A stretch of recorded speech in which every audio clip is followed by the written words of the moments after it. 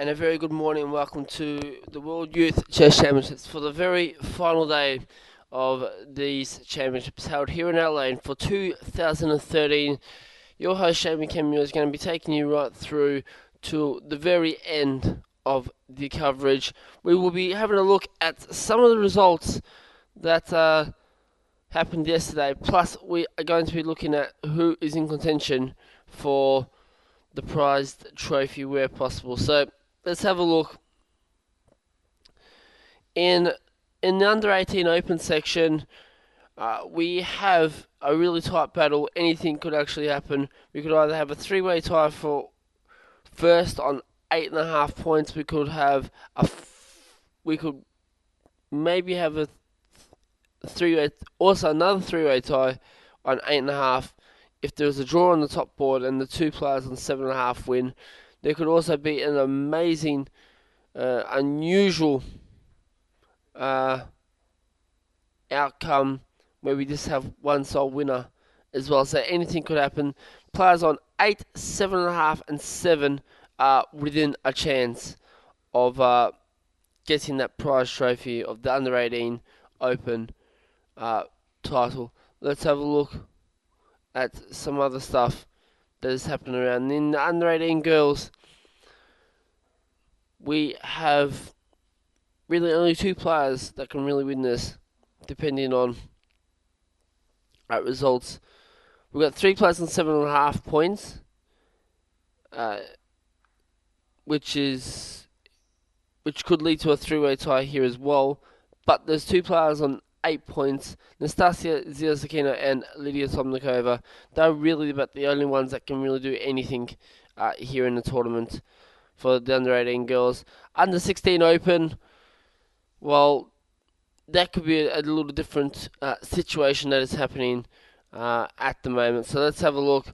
We have four players on 8 points, so there could be a tie, very well a tie for first place in the under 16 Open as well. For the under 16 girls, there was one player on 8.5 and two players on 8, and I think they're about the only ones that can catch the leaders. If there happens to be a draw on board 2 and wins with Adela Vilikic and Irina Nicholas Zapata, then we will have a 5-way tie for first place in the under 16 girls. We now have a look at the under 14 open section, and one player on 9 points, Di Li from China, one player on 8.5 points, and three players on 8 are about the only ones that are going to have any impact on the results for the under 14 girls. We now move over to looking at the under 14 girls, where it's been a roller coaster ride, and we have one player on 8.5 points, three players on 8 points, and three players also on 7.5 points. So if we have the result of Anna Vaznina from Russia drawing, Stavrula Solakidu winning, and Maya Nava winning,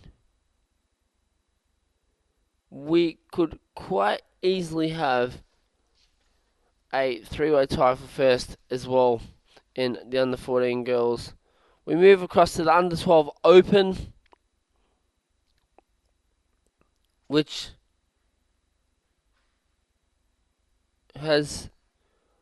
is one player on 9 points and two players on 8 points, and that is really only going to be determining the result of this tournament in the under 12 Open. For most other results that are happening, there's going to be some decisive boards And we're going to have a look also at the under 10 section as well, and all other sections. Under 12 girls, there's 3 players on 8 points and 2 players on 8.5, and they're playing each other. So if there is a draw there, if there's a win on board 2 and a win on board 3 to black, there could quite easily be a 3-way tie, or 4-way tie, sorry, with that result in the under 12 girls, that is. Let's have a look. The under 10s, we have already mentioned in the open section that Wanda Liang has already claimed the title, cannot be defeated. He can lose this game and he will be still crowned champion. So it's just a matter of, does he want the rating points or not? Under 10 girls, sorry. Let's have a look. 1 player on 8.5 points and 3 players on 8 points. And there is players also on 7.5 points, 3 players on 7.5 points. If there happens to be there can really only be the 8 points that are going to catch the leader in this event. Under 8 Open, it's already been wrapped up by the Indian, which is Prag Nananda of India. He has already won the event with a perfect score of 10 out of 10. Even if he loses this, he cannot lose. And round 11 results, or round 11 pairings, there is a 6-way tie at the moment on 8 points. 2 players on 7.5. So we could quite easily have an 8-way tie for first place. So if we have draws on boards 1, 2 and 3, followed by a win for white on board 4 and a win for black on board 5, this would be a very interesting outcome where you would have a 6-way tie, an 8-way tie for first place in the under 8 girls. That really wraps up not the coverage, but the roundup of who's doing what and the points that are needed. Twitter, at the moment, Twitter is also going a little bit crazy. It's saying that Madison chess prodigy Wanda Liang captures the World Youth Championships, which is always great news. And yes, he did that last night in a very superb game in front of our eyes. And we spoke to him also after his game of the event.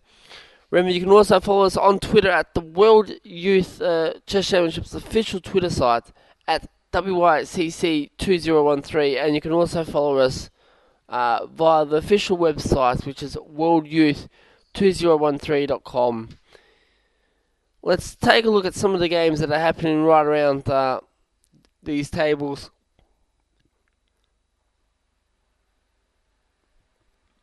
Interesting setups already. We could almost go into a swap off here for white and just take a quick draw. We'll be putting the diagram up for our viewers who can see what is happening there. We can see a D4 type setup here for white.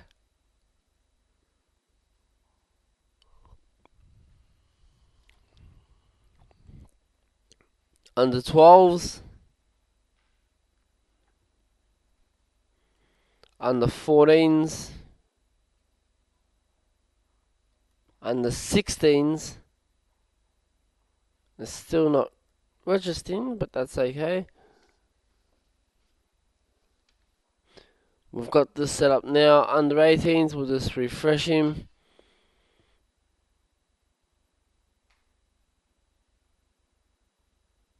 We'll just give him a little refresh. Under 8 girls. Under 10 girls. Under 14. Under 12, sorry. Under 14, under 6. 15 is coming up now.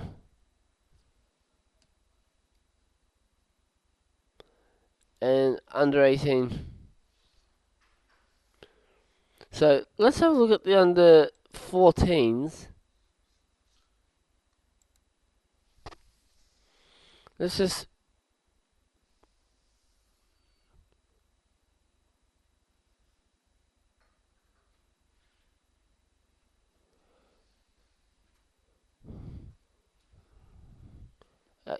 just getting a lovely little just getting some lovely little messages in here, which is always good. So I've just been told that the older groups, like the under 16s and 18s, will be coming in a little bit later today, but that's okay. We'll be able to keep you up to date with what's happening. We'll try and get some updates that are happening right around right around the round as such.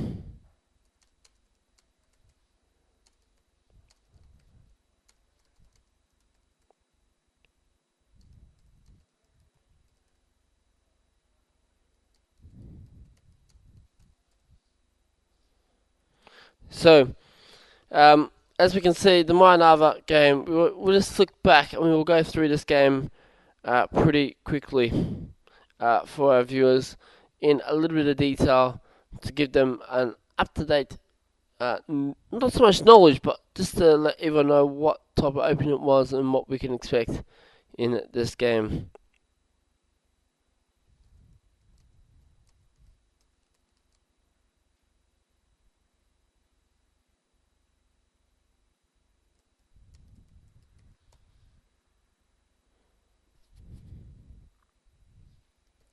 So, let's go through this game. E4, C5, knight F3, knight C6, D4, pawn takes, knight F6, knight C3, D6, bishop E2, E5, knight takes C6, pawn takes C6, queen D3, bishop E7, queen G3, castles, bishop E6, F4, pawn takes, bishop takes, and they would have to have about close to a lot of hours as such. A lot of minutes, I should say, up on the clock.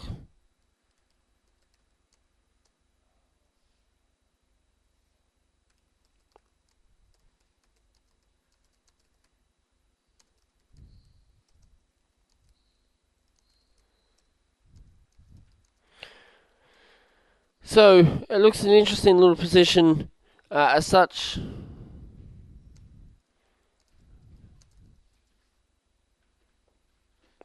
Let's have a look at what else is happening here on the board. Nothing much.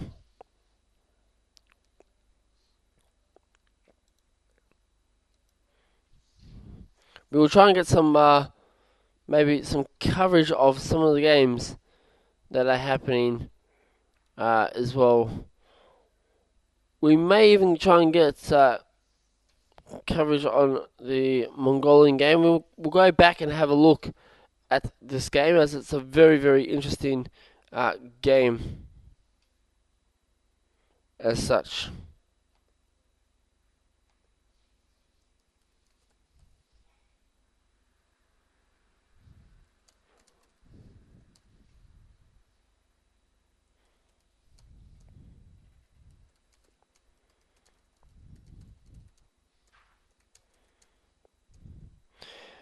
And while we're doing this, we may even get to speak to a few officials, so to speak, and let us know what's happening with junior chess right around the world in regards to chess in Africa and chess right around the world. So stay tuned for that. We will keep you updated.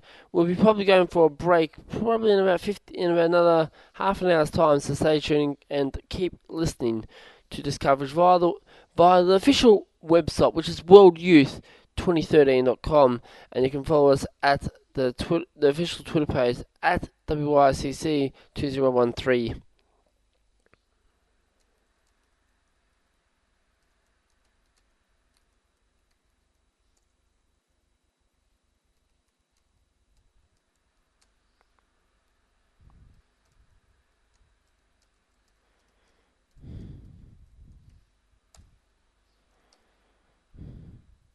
Okay, let's have a look and see what else has happened. Let's go through this Mongolian game. Okay, so this is Mongol versus Rakshita from India. E4, E5, Knight F3, Knight C6, Bishop C4, Bishop C5, castles, Knight F6, D3. We could also play, if we really wanted to, in this position, Knight G4, and give up the Bishop Knight for a Rook Pawn. It is possible. H6, Knight B D2, D6, C3, A6, Bishop, Bishop B3, Bishop A7, H3, G5, Knight C4, and we are stuck in this position here.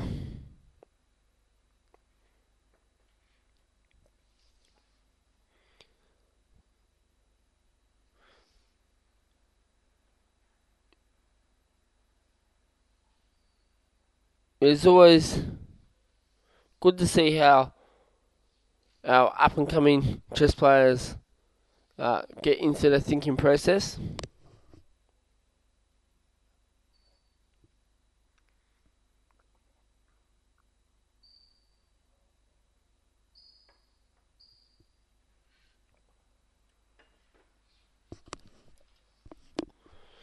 So let's have a look what else is happening here. Okay.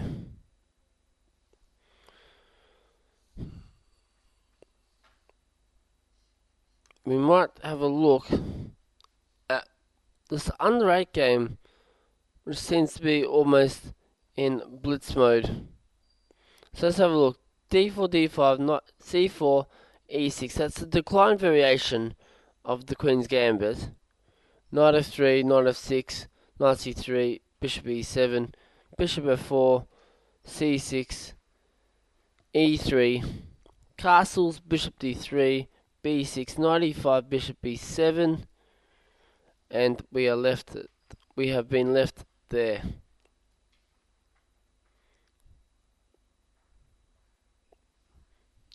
This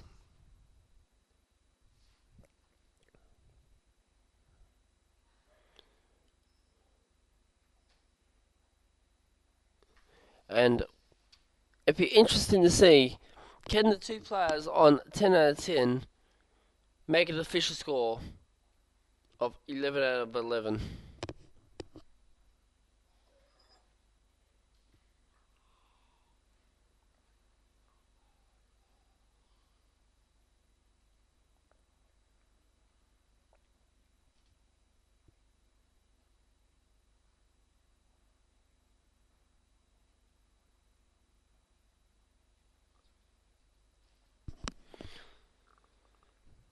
This will be the very interesting thing out of it. 11 out of 11, it's always going to be a tough score to get. That what we say in Australia, picket fence.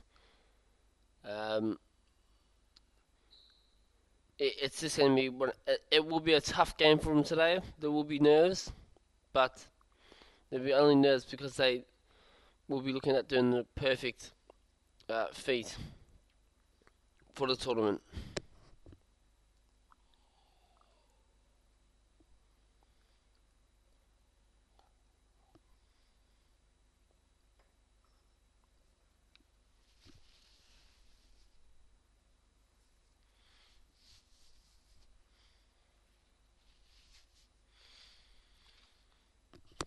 So let's get back to the coverage and to see what is happening. See what is trending. as such. A reminder that the Blitz tournament will continue on at 4 o'clock today. All norm certificates will be given out at the closing ceremony of the World Youth Chess Championships held here in LA for the very final day for 2013. Let us see what's trending on Twitter for our viewers and listeners right around the world.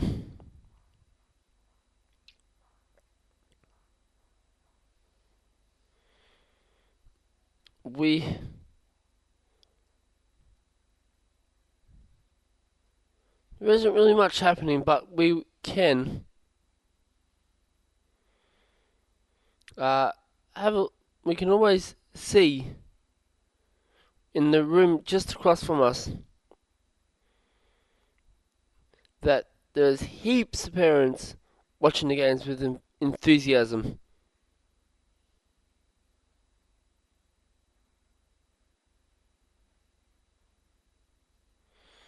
And there's actually been a very good piece of advice from Susan Polgar, former women's world champion, and she says that chess players, if they really want to be in like any sort of chess champs at all, especially the world youth, to cut their social media time by 15 minutes a day, and to focus on the tactics and endgames,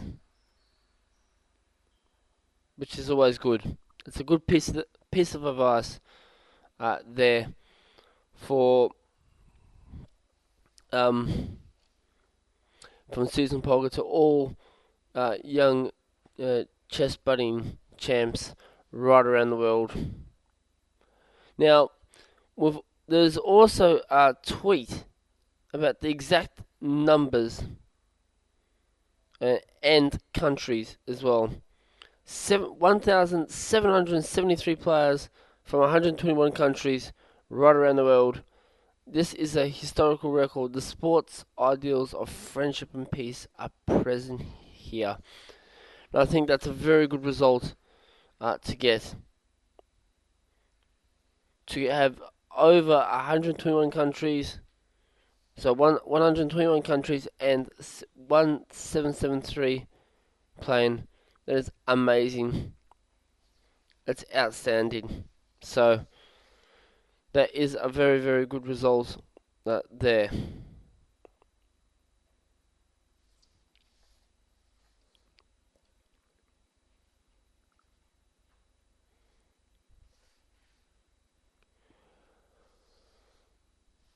We've had one little move. C takes D5 in this under 8 game.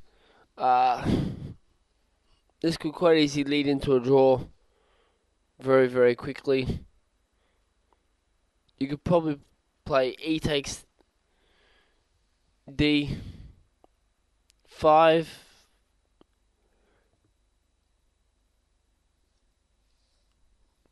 With the idea of playing knight BD7, if takes, queen takes, and we can move our rooks into line on E8 and D8.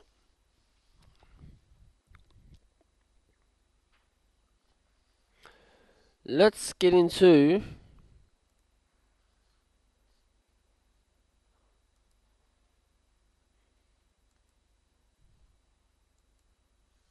let's see how the top seed is going. Anna Vezanina in the under 14 guys. We'll have a quick look at her game. D4, D5, knight F3, knight F6, C4, C6, E3, A6, bishop D3, bishop G4, knight BD2, E6, B3, bishop F5. We are now left here wondering, do we take or do we play queen C2? This is the interesting thing that we need to have a look at.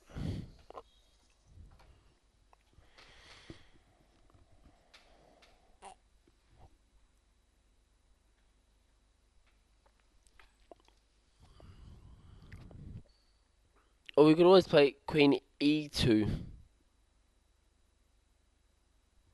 which is always a very interesting concept as well.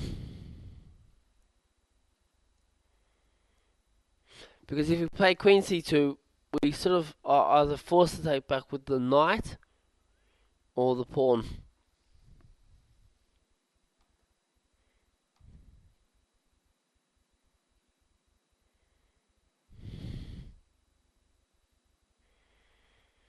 It is always very interesting to see. We also have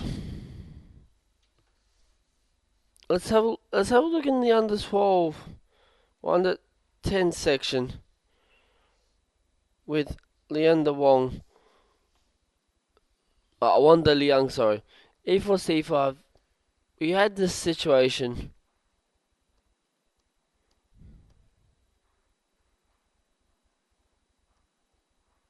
where we might get a knight on g3.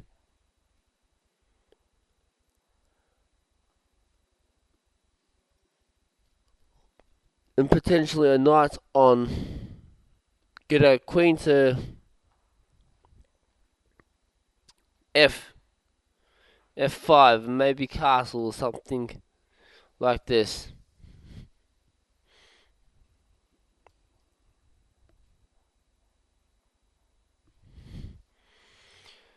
It should be a very interesting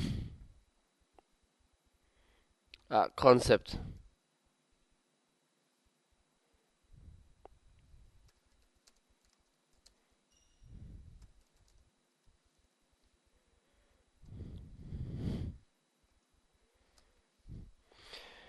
At 10 o'clock local time, we have the Alien Classic that begins as well, which will be a very interesting affair as well, as that is also a tight little race in terms of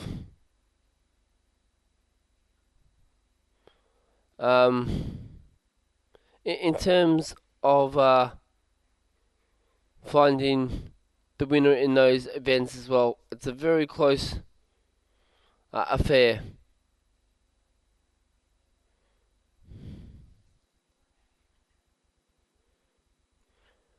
And we know that anything can happen in such events. So, with open tournaments, especially when there's a rating restriction, you can expect anything to happen. And results to go in the most craziest of ways.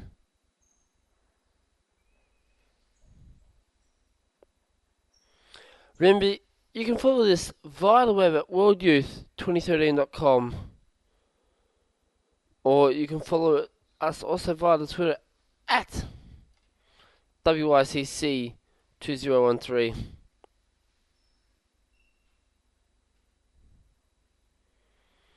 This is the final day of coverage here for the World Youth Chess Championships. I can say that it has been a very, very memorable event so far.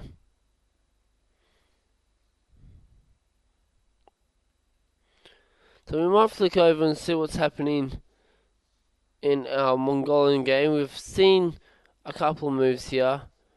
After knight c4 is where we left at g4, hg4, bishop g4.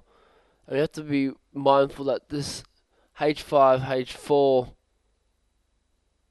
idea is looking at. And if we can get our pawn to h4, we really, if knight takes h4, it is a mistake in many ways because of the rook.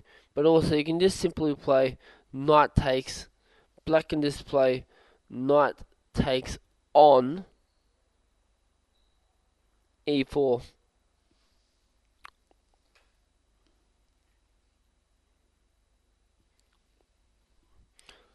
So it's always going to be interesting right around the ballpark.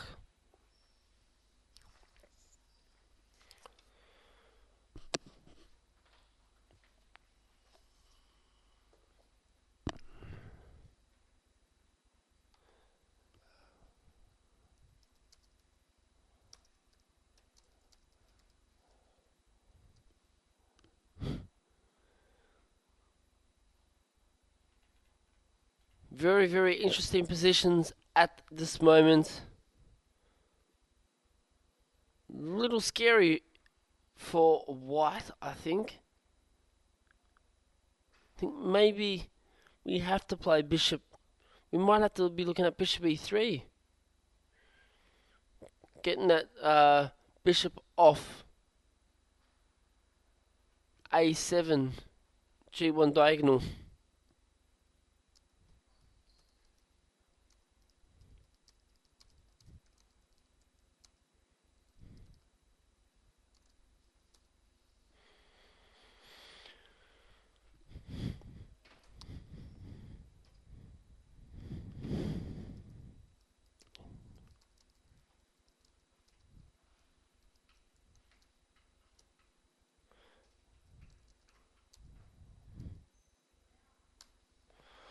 So, let's have a look.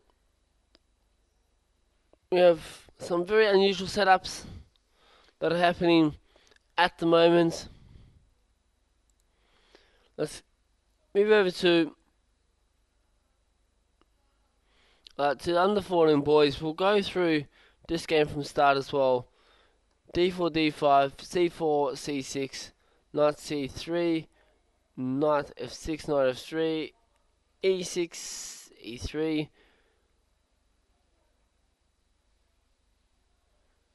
So we've got all these little typical setups that are happening at the moment.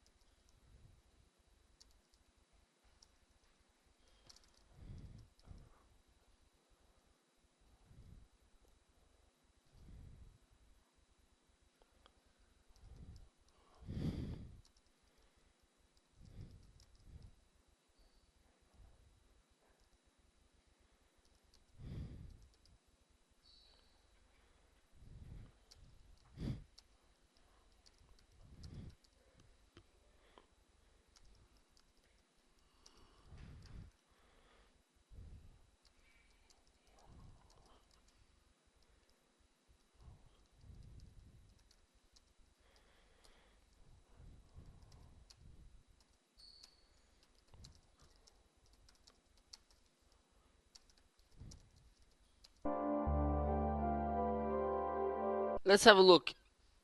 We've got a standard little position here. We could always look at b3, knight c4. These are some ideas. Very interesting. We could always just jump in with knight c4 very quickly.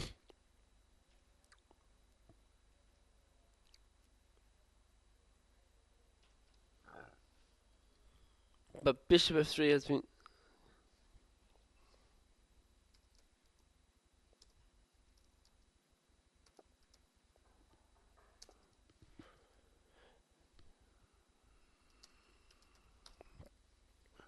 So, let's have a look.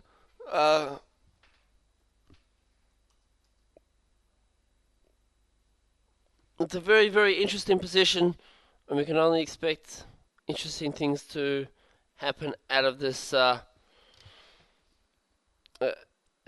Remember, Turkmenistan is a very chess-cultured country, so you can expect this to be a very sharp game. But China is also one of the leading countries on the verge, as such. So,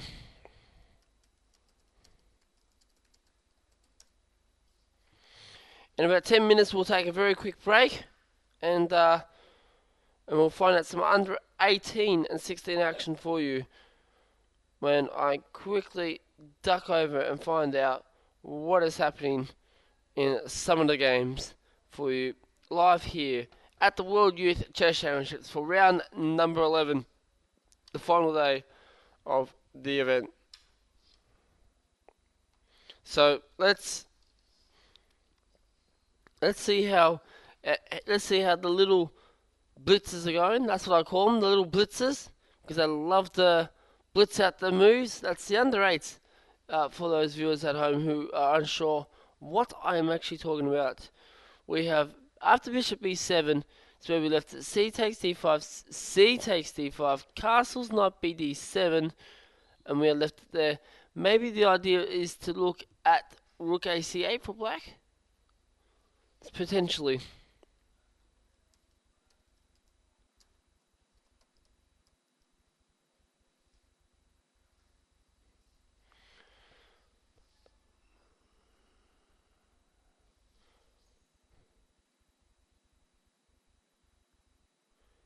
It is an interesting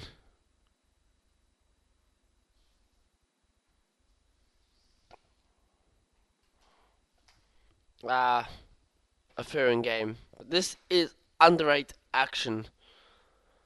Anything is possible all the time.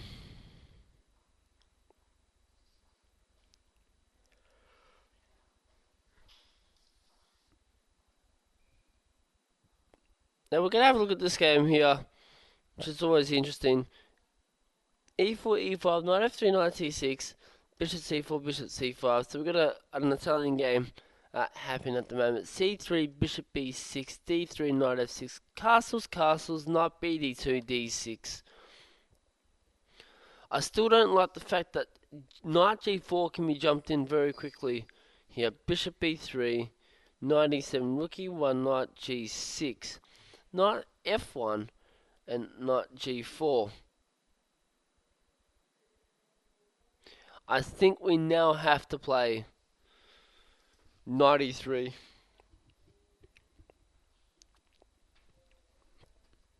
In this game.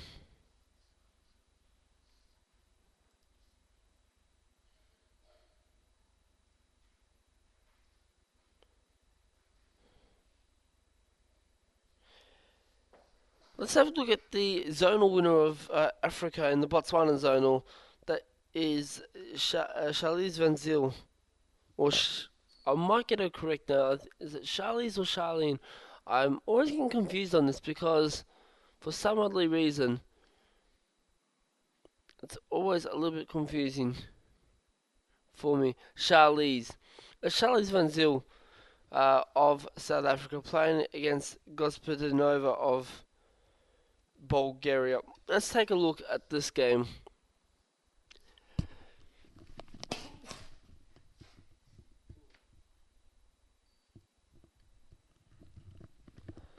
Let's have a very quick look at this game.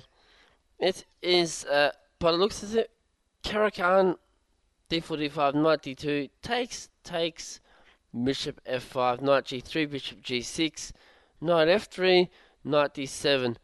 A very similar setup to the game between Dinara Sadukasova and I think Sabrina Ibrahimova of Azerbaijan.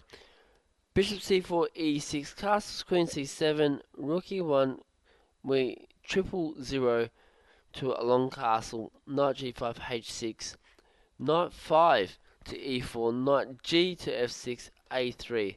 So this is a very interesting setup.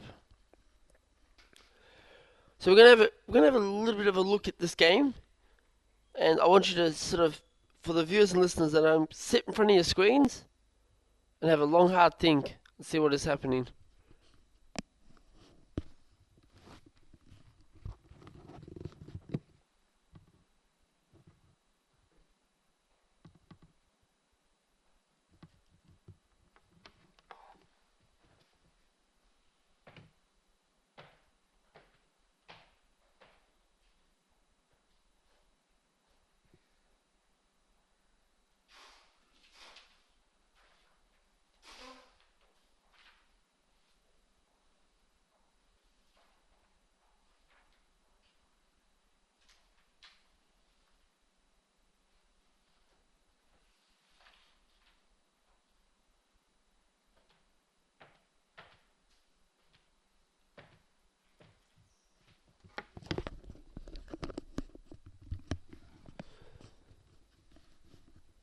And this is one of the greatest actions happening here.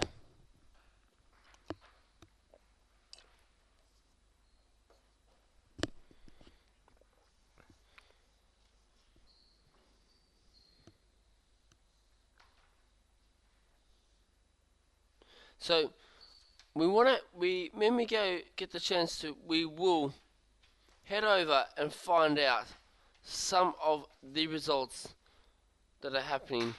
We have actually got some games that are coming up here for you in the under 18 girls. Let's have a look as such.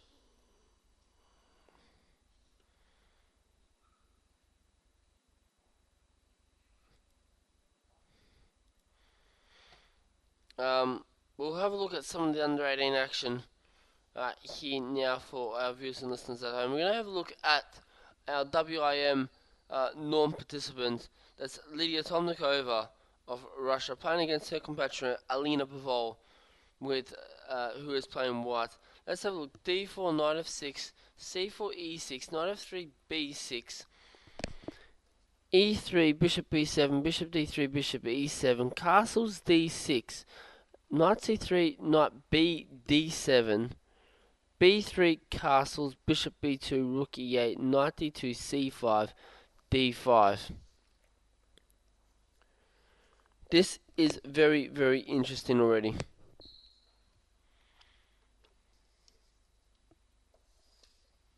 We may even check on who is actually in the running for norms and certificates. Norms certificates, that is, in all categories of this event. Let's have a look.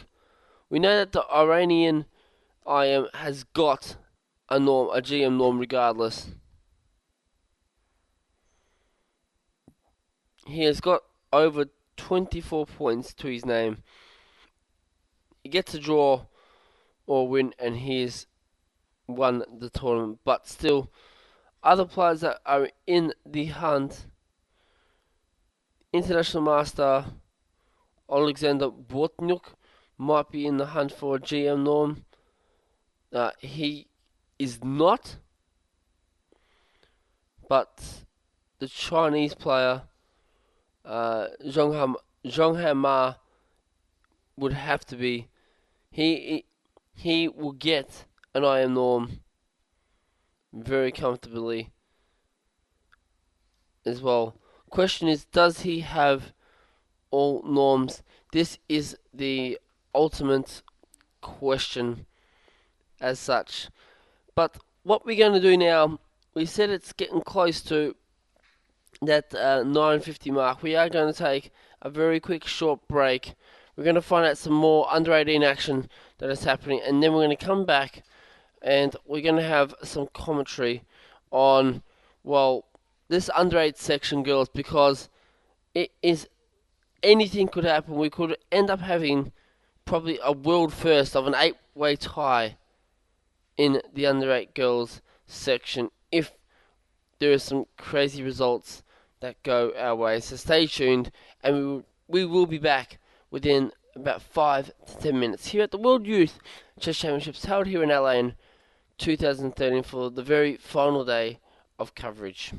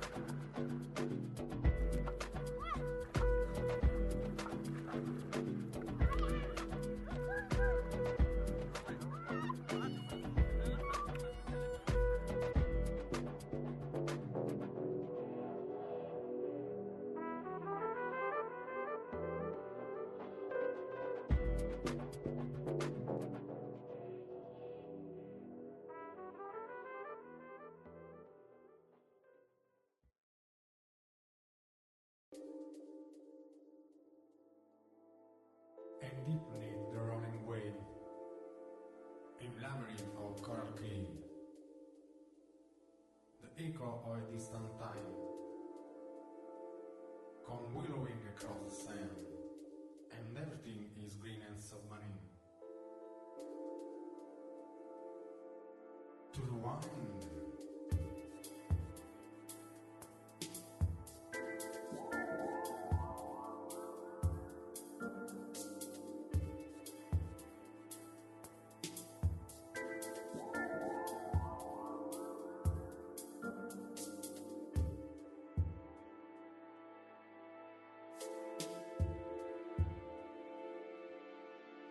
And no one showed us the land,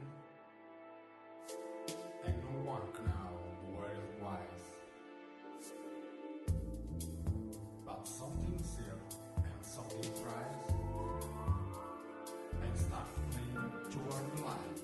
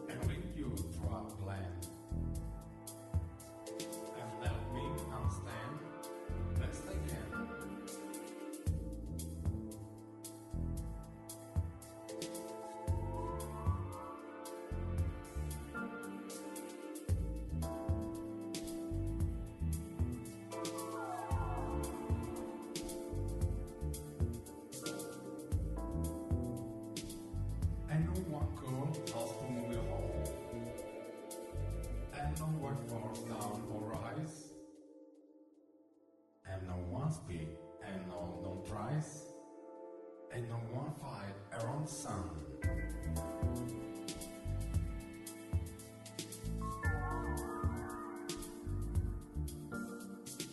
Clueless never you, for my open eyes,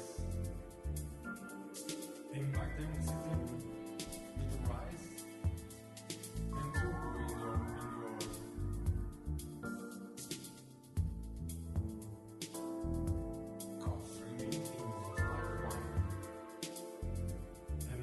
I'm best out on morning.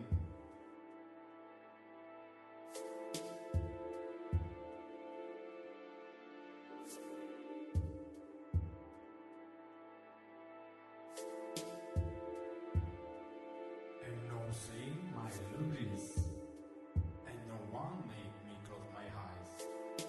And so I throw the windows wide and come to you across the sky.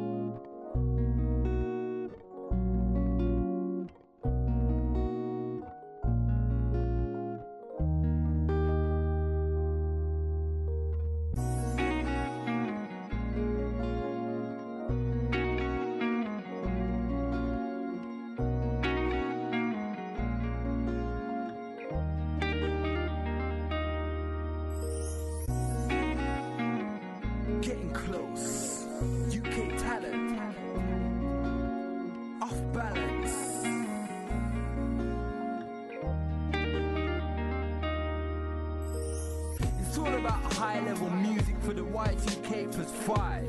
Shouts out to the UK talent. Just keep pressing on and moving forward.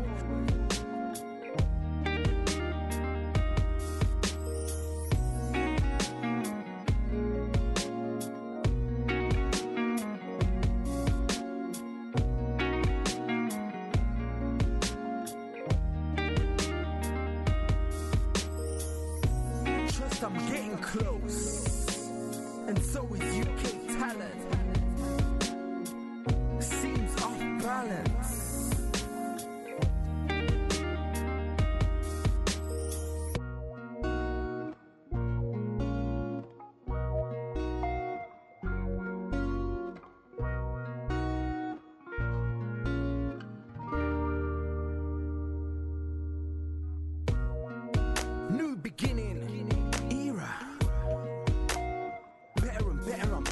high.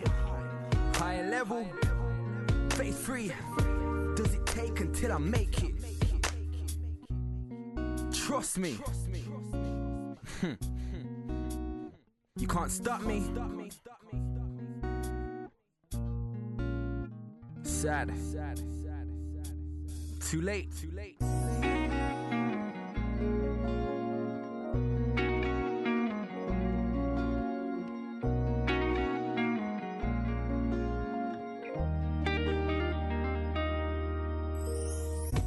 Trust I'm getting close, and so is UK talent. Seems off balance. Youths in the streets, making dope.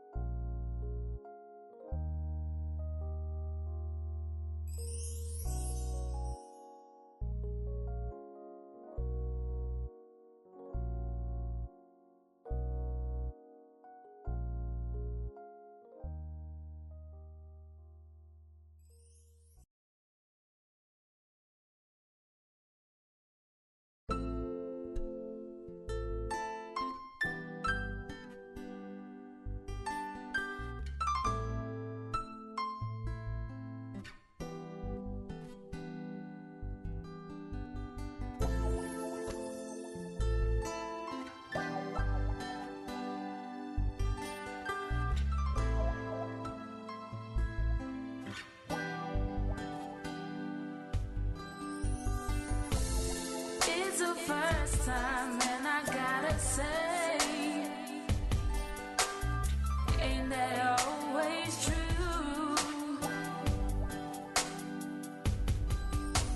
It's the first time.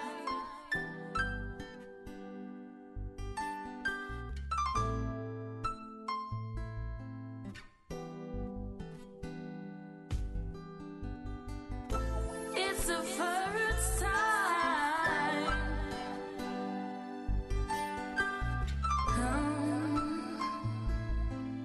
Hey, yeah. And say I do and I'd be true. No fear of any flame. Really hope you feel the same. Trust in me.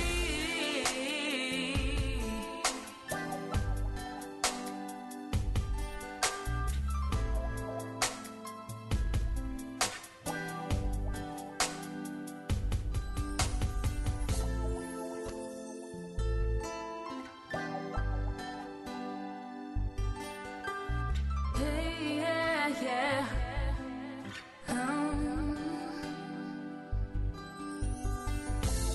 Said I want you, really want you.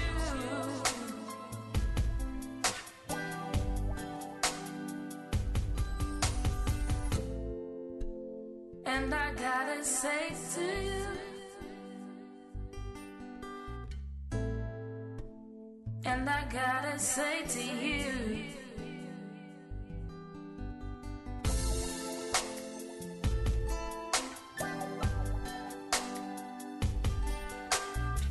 said I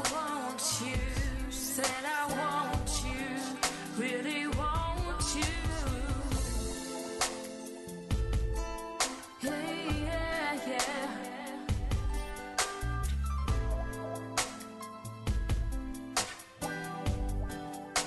Take a chance, take it slow.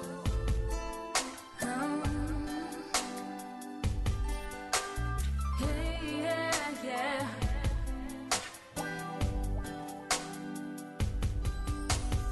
Hey,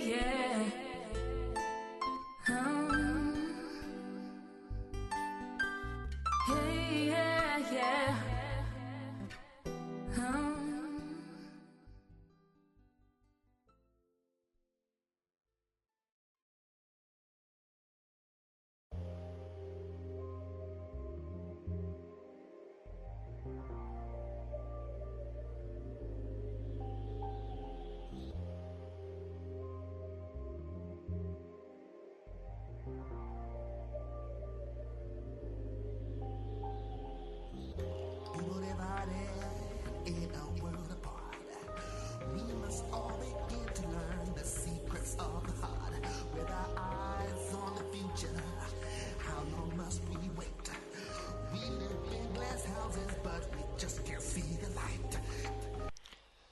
and welcome back here to the World Youth Chess Championships held here in Adelaide for 2013, the final day and the final round of this great tournament.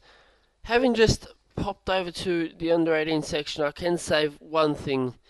There's a lot of nervous faces, a lot of people stressing because there's always titles on the line, and the main ones that are having those little stresses are on boards 1 and 2 mainly, in the under 18s.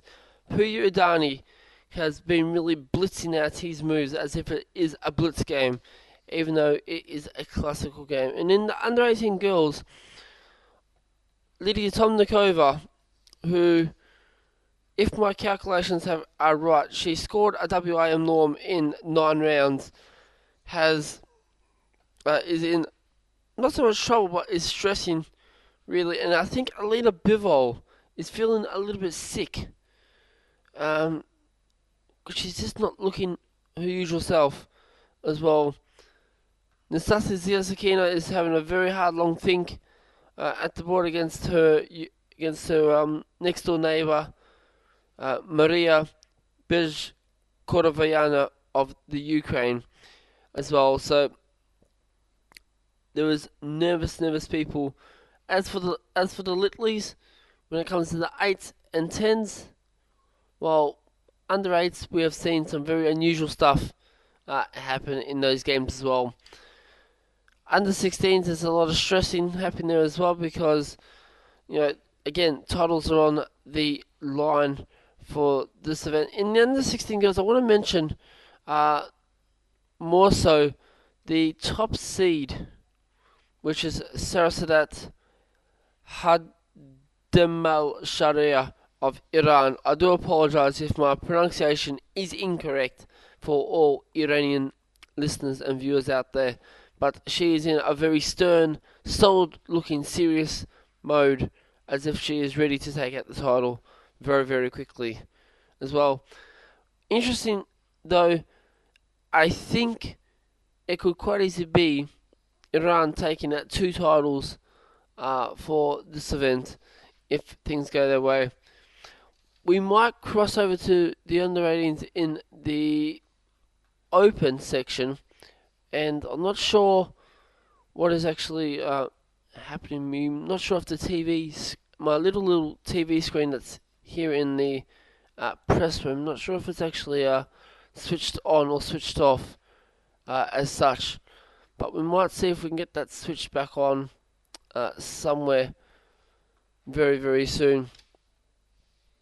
So stay tuned for that. But until then, if you can see the game at hand, you will be able to see that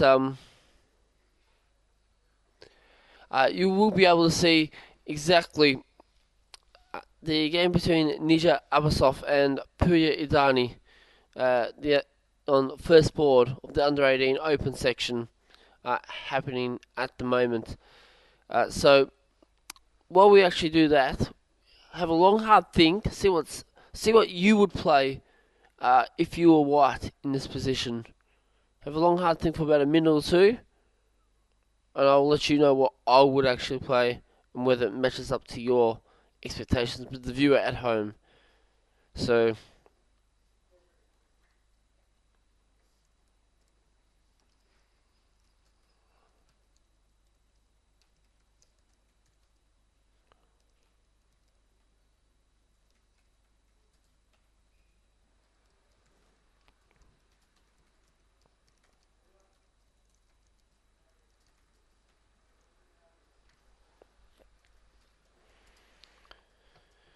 okay, so having had that little quick 1 minute think, on white,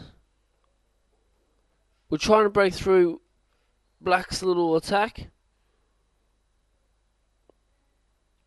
I would be more inclined to play something like a rook AD1, or maybe a rook FE1 move as such.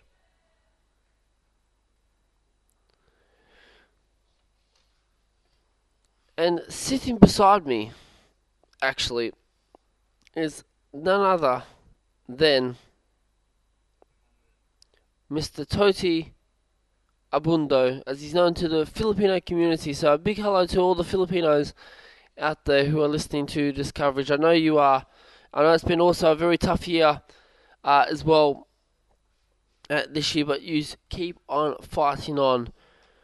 The chief arbiter, that is Sir Castro Abundo, as he is known to the community out there as well.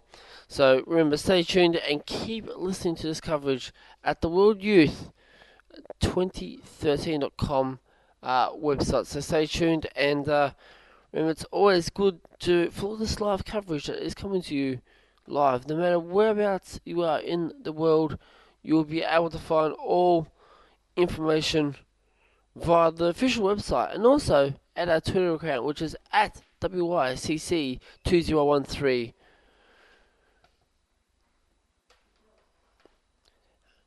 And you can see that position that's happening on your boards as such, which is always good. We might just pop over to the under 18 girls, because this is the more interesting event, because we never know what's going to actually happen. We've got a very closed position here. I can say that it might say that Lydia Tomnikova has about 1 hour 22 minutes on the clock. That is actually incorrect. When I was over there, she had about 1 hour 8 minutes on her clock. So I think that time is just a fraction little wrong. But we'll see if we can refresh this page and just see what time is on the clock there. Yeah, it's about 1 minute 4. So we've had a couple of moves in this game as well. We left it at this just before. E takes D5, C takes D5, 97 F4.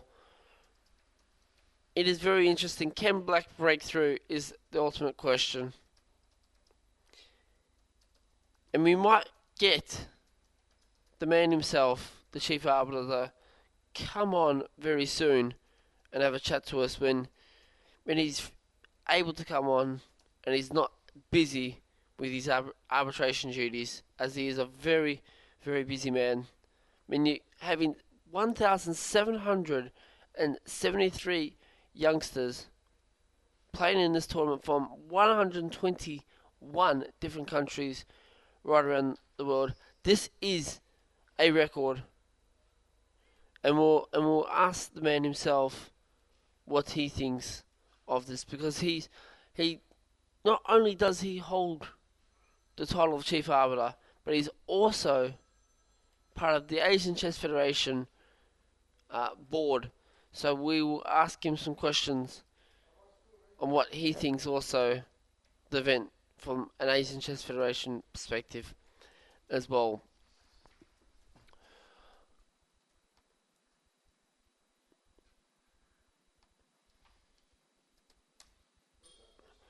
We are always getting messages galore as well. We'll check what's happening and what's floating around on our Twitter account here at the World Youth Chess Championships official Twitter account at WYCC2013.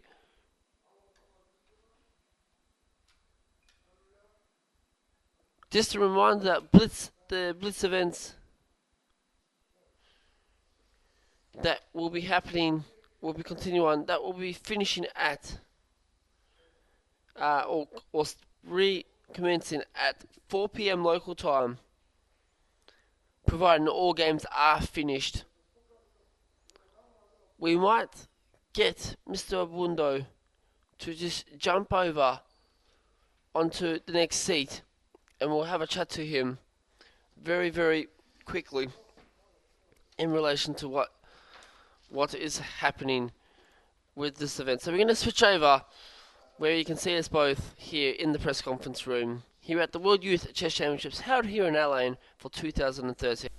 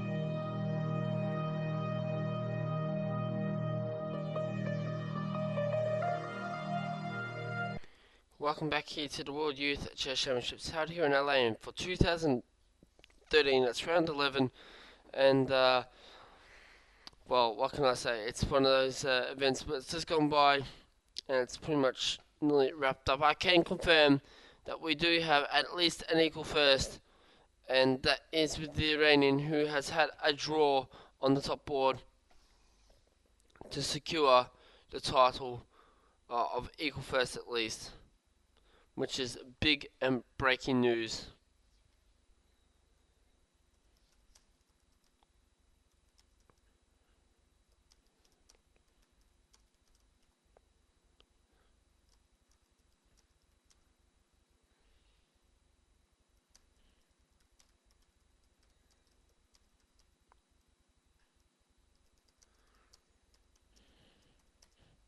So let's have a look.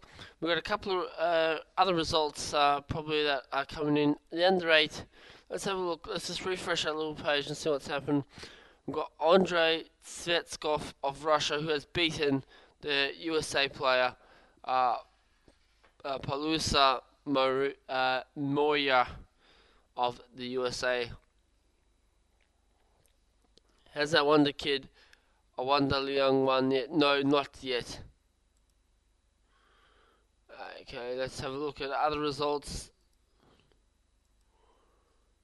In the under 18 girls, I can confirm that there is only one result. Melissa Castillo Gomez has beaten Yana Marakova already.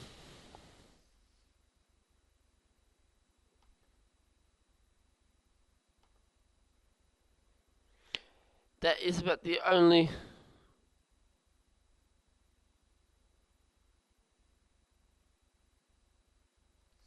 so anything could happen in the under 18. I can say that there is some serious looking faces in the under 18 girls, that's for sure.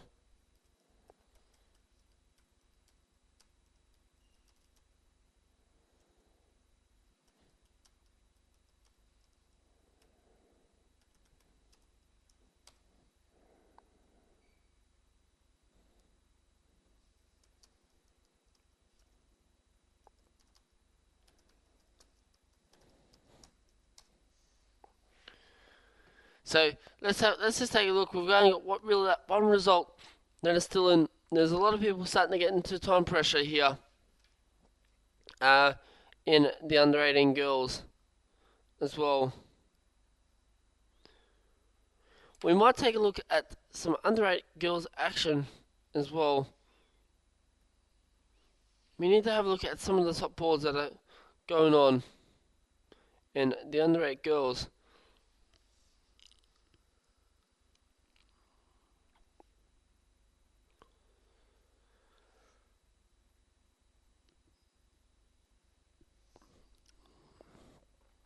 So we've only got really board 4.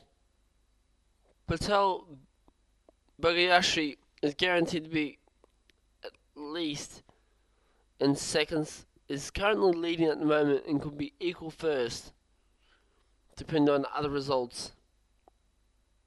And the same, and Ayan Alavadieva has also won as well in the under 8 girls section. We want to take a look at this Mongolian game, because when we left it with here, but she had to play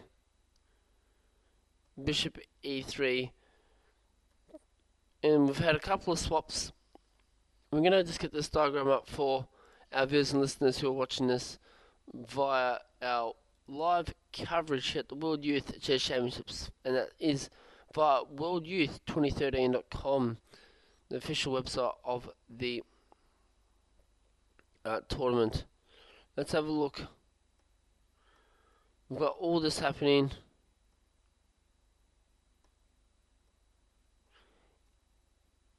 Unusual stuff is happening here.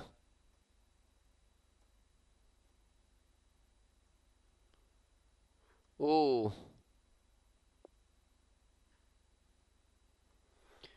Can we see some unusual tactics? Potentially we could.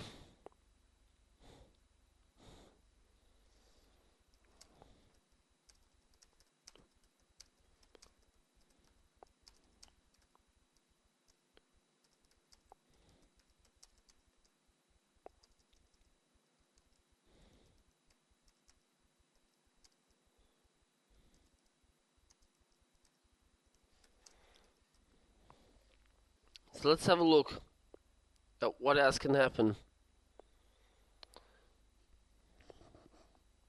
Anything can happen as such.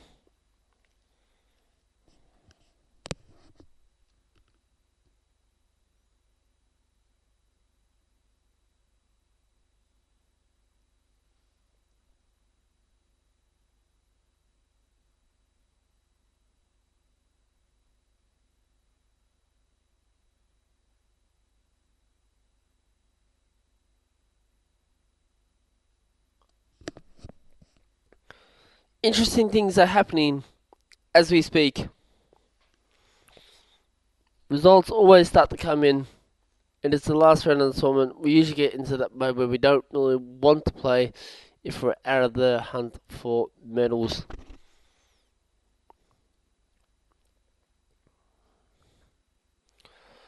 The game I'm more excited about is the board 2 game. Alina Bivol and Lydia Tomnikova.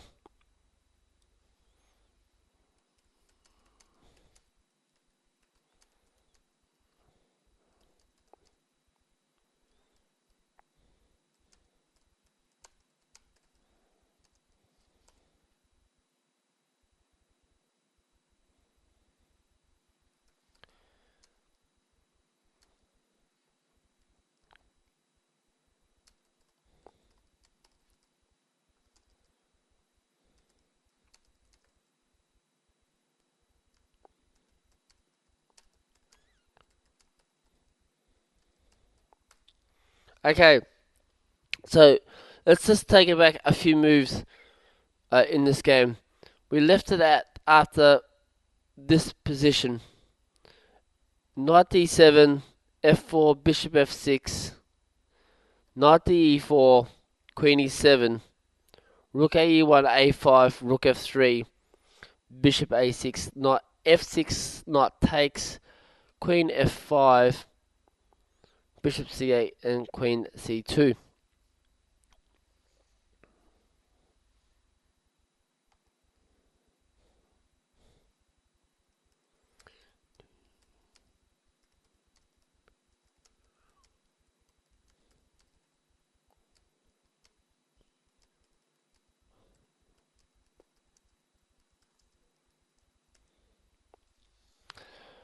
Let's have a look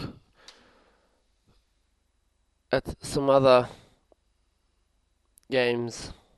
We do know that Rochelle Ballantyne has won her game as well, which is great news for the American.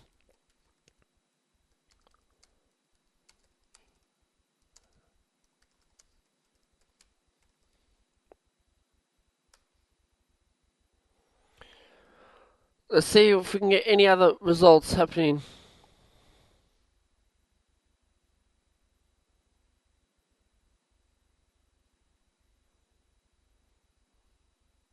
Let's have a look at this. If there's any other results.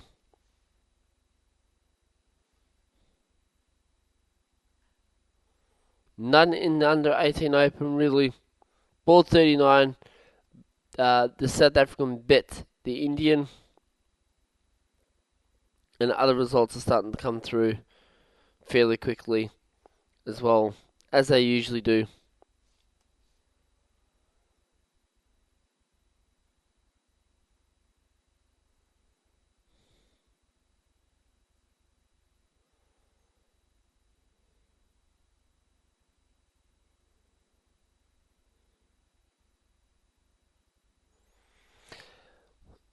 There isn't any other moves yet in the under 18 game that we're showing you, which is the Alina Bivol, the women's international master from Russia, playing against her compatriot, who is a women's FIDE master and WIM norm participant from this event.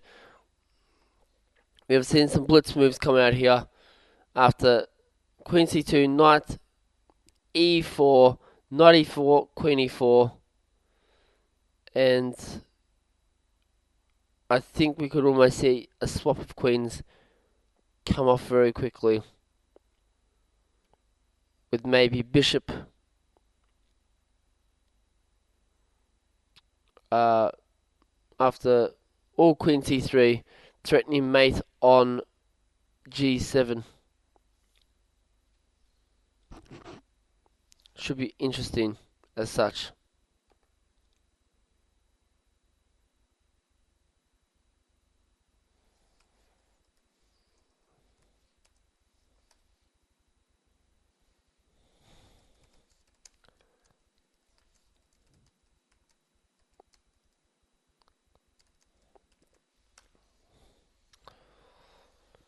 What else could there be here?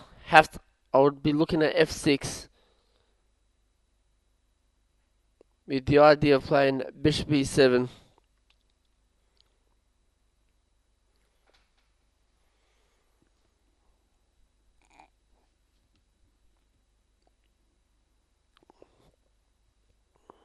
This is the only thing I can really think of here at this moment.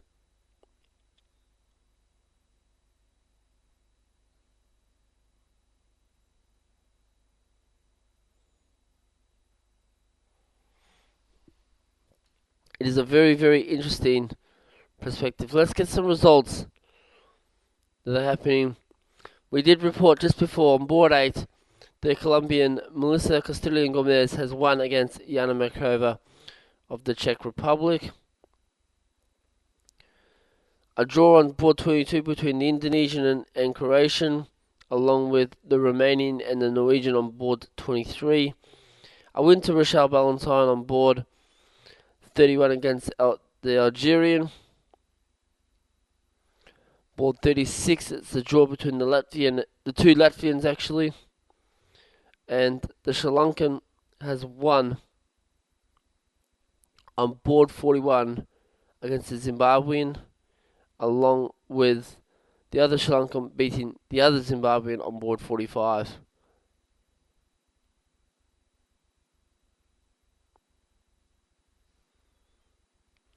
So it is interesting times as such.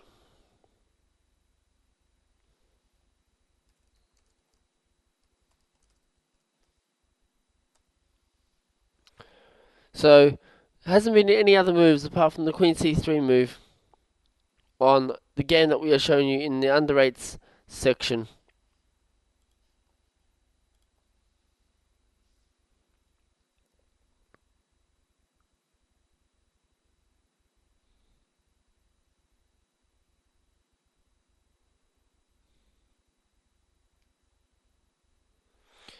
It is very, very interesting to see what will actually happen.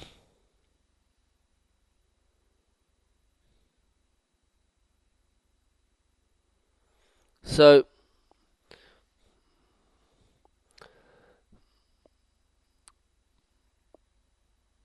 I would have to say F6 and Bishop B7 is the plan here to attack on D5. This is the ultimate plan.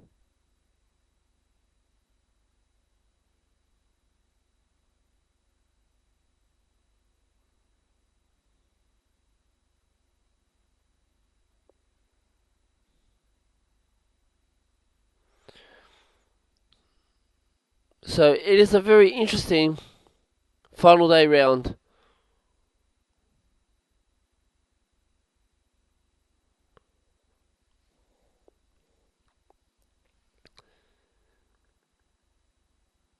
It's going to be an interesting final round. F6, it was the only move that could be played, or we could play Queen G6, which wouldn't be so good.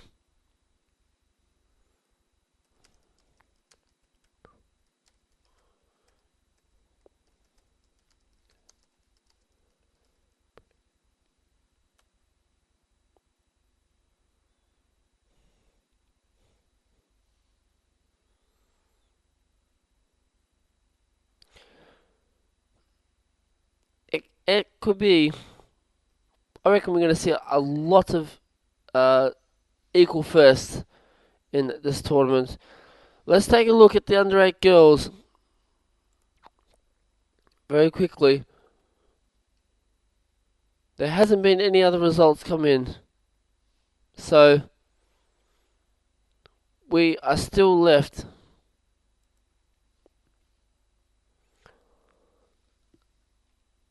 as such.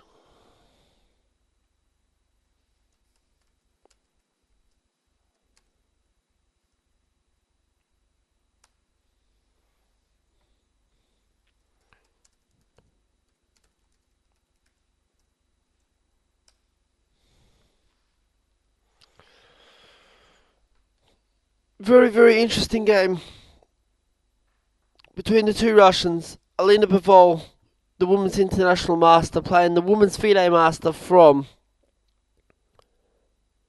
Russia as well. Lydia Tomnikova, who has scored a WIM norm in this result, in this tournament.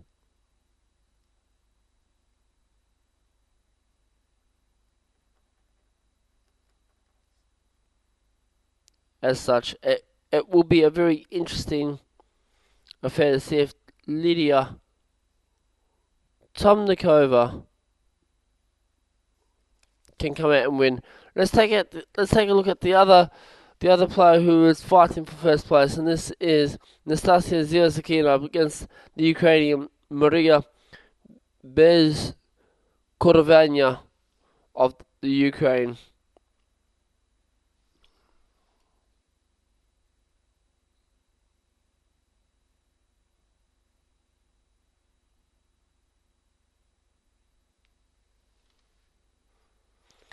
It is a very, very interesting situation that is happening at the moment here in the World Youth Chess Championships held here in LA for 2013, the final round of this great tournament.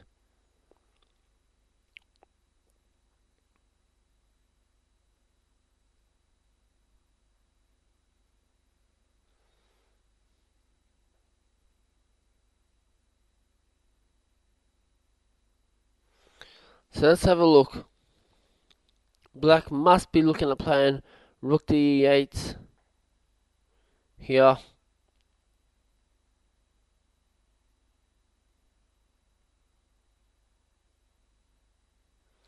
It's the only idea that I can think of.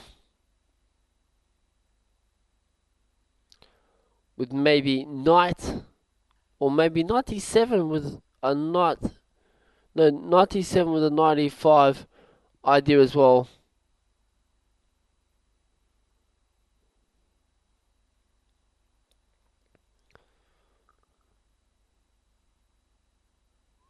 We can see in the under 14 girls that Ashley Tapp, who you can see on our screens, is in a bit of a deep thought process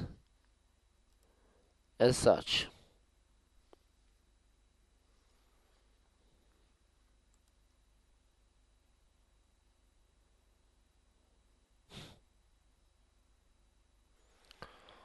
We move around, we see some of the under 8 girls action, or under 8 boys I should say.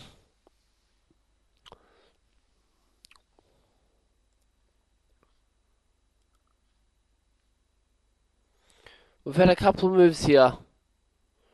We've had rook after f6, rook g3, rook f8, rook d1.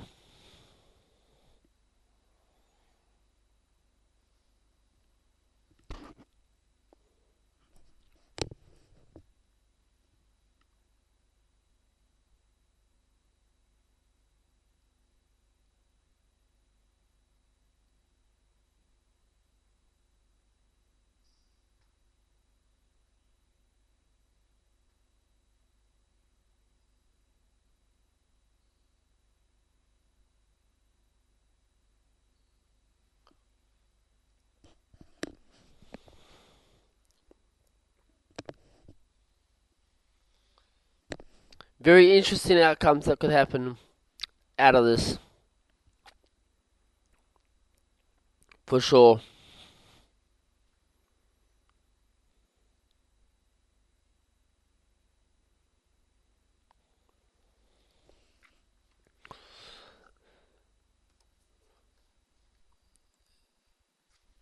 Has there been any results in the under 8 girls?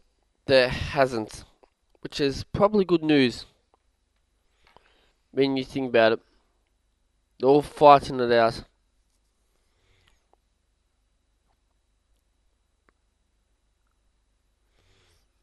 One thing I'm more concerned about here is in this game, as we can see, there's a bit of a threat of knight f4. Maybe if we can get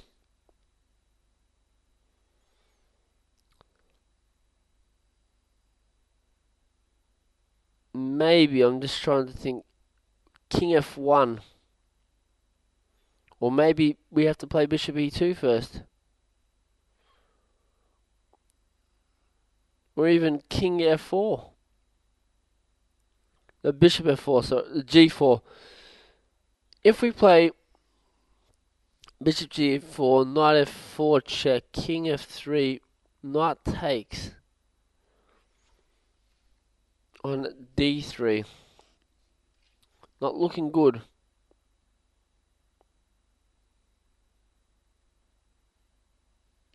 This is the scary thing about it.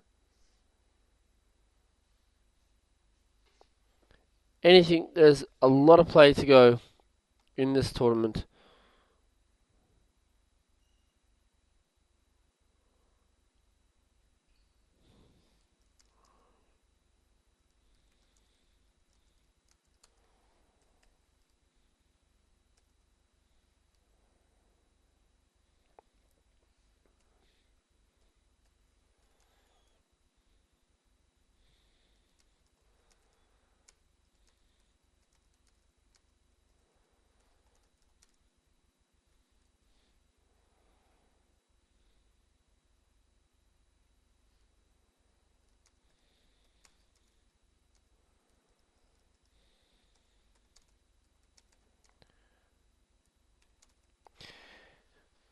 While the viewers are taking a quick look at this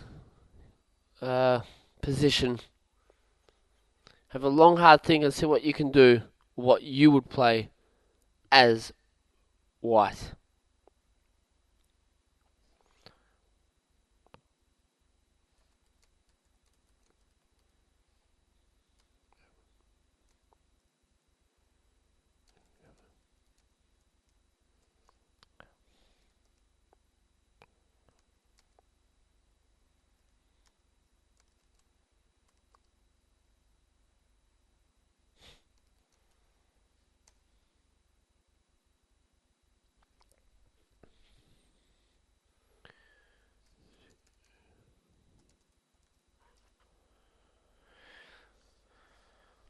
Here, I would have to say,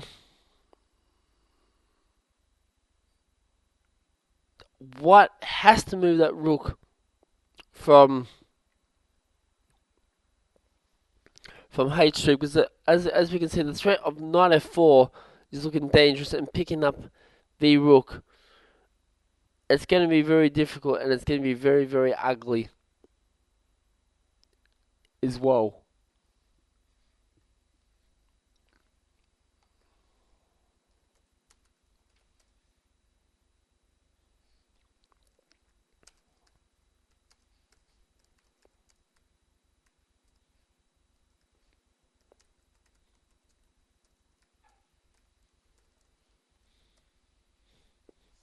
So, as we can see, not many other results that are affecting the top boards have come in yet for the World Youth Chess Championships held here in LA for 2013.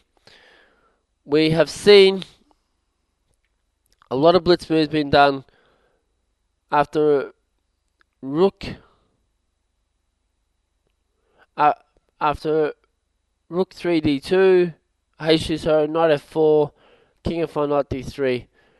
It was always going to be on the cards. But one other combination we could play is, funny enough, we could have looked at straight away just bishop e2 in this situation.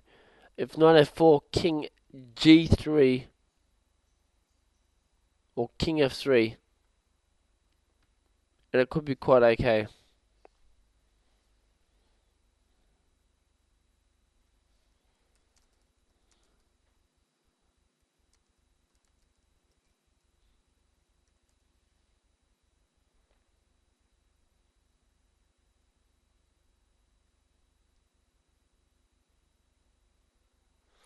So let's have a look.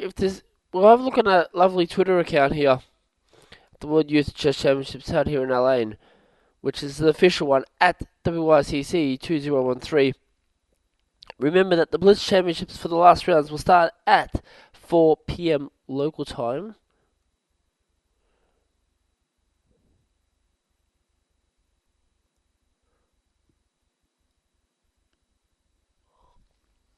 We will see if there's any results happening. No results in the under 10, under 8s. No results in the under 10s. Only a couple of results in the under 11s.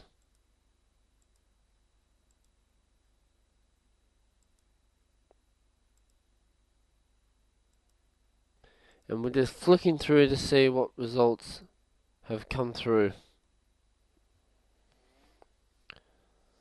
Nana Unapkoshvili from Georgia has lost to Katerina Michel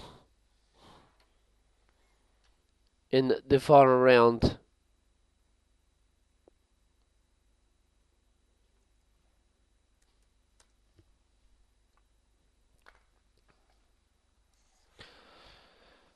So let's have a look. What else can be done in this position? We've seen the Anastasia Zizakina, Maria Bezkorovanya of the Ukraine. A couple moves have been played.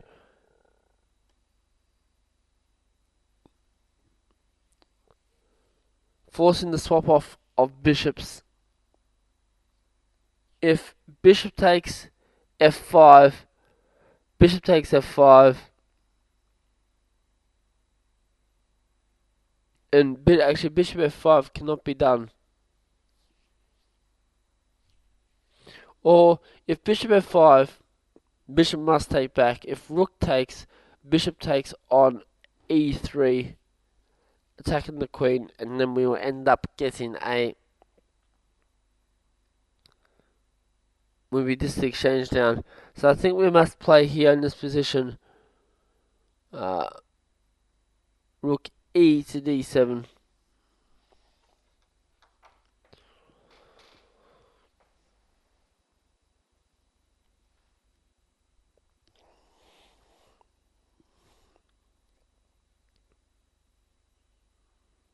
It's one of the most logical moves on the chessboard.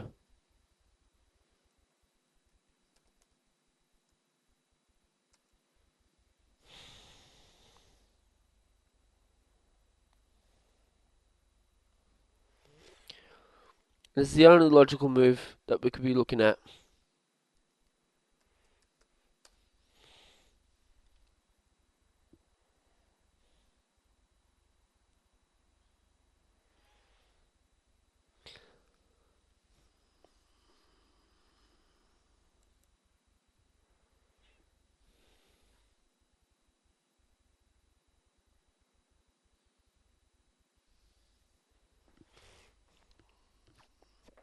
We're now back on the Alina Bivol, Lydia Tomnikova game.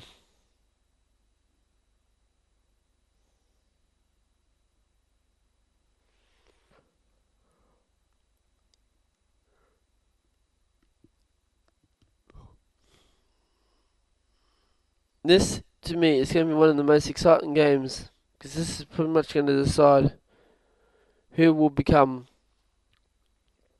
the under 18 World Youth Chess Champion for 2013 in the girls section. We're also going to take a look at the under 18 section. Alexander Goroshkina from Russia is playing in the open section of this tournament, and she actually won the under 18 girls last year as well.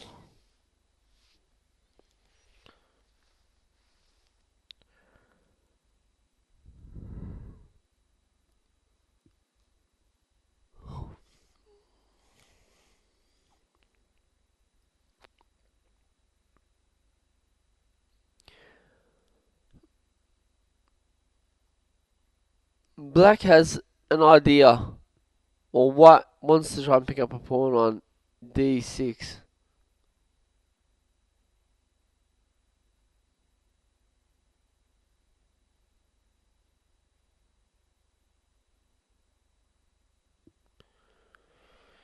It is a very, very interesting aspect.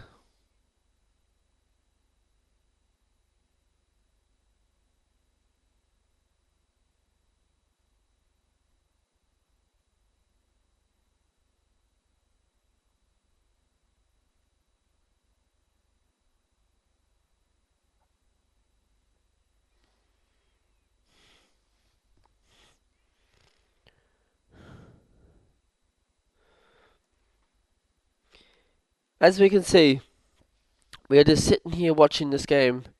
You probably think, well, why are we in silence?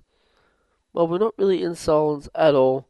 Another result has come in. The Russian IM 11th seed, 2508 or 10th seed, Maxim Chigayev has won against Luka Dreskovich as well.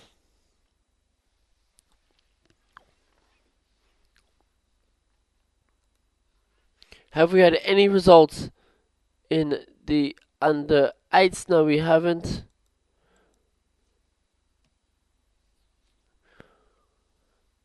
I think we are going to be seeing a flawless victory once again for the under 10s as well, or under 8s.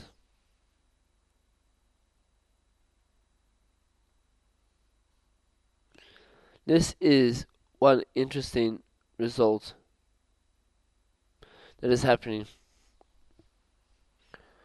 We are sitting back here in the press room looking at our screens, and also the viewers and listeners at home, you would be also looking at the screens with the current position that's at hand.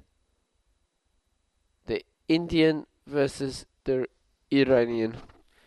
The Indian having over an hour versus the Iranian with just on a minute 39.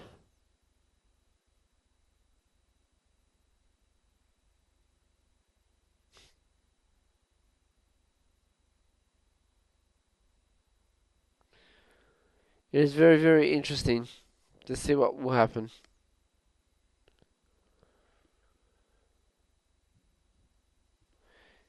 We are here, we're just listening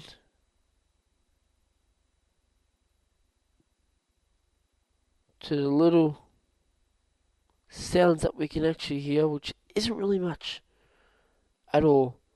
But we are also relaxing, watching this game and seeing if the Indian can be successful once again in winning the tournament. Moves 11 out of 11.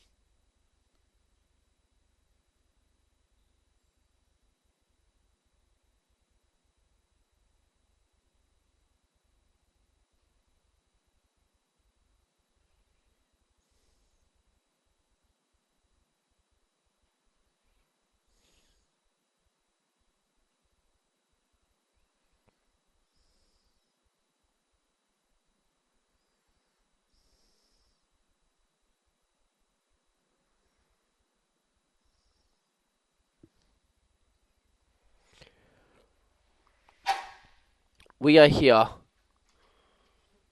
We are all the way here. So we've got one person who's just walked into the press room here from one of the tournaments. So stay tuned and we'll flick straight over to a little bit of music and then we'll have a chat with one of our players here from the World Youth Chess Championships held here in LA for 2013.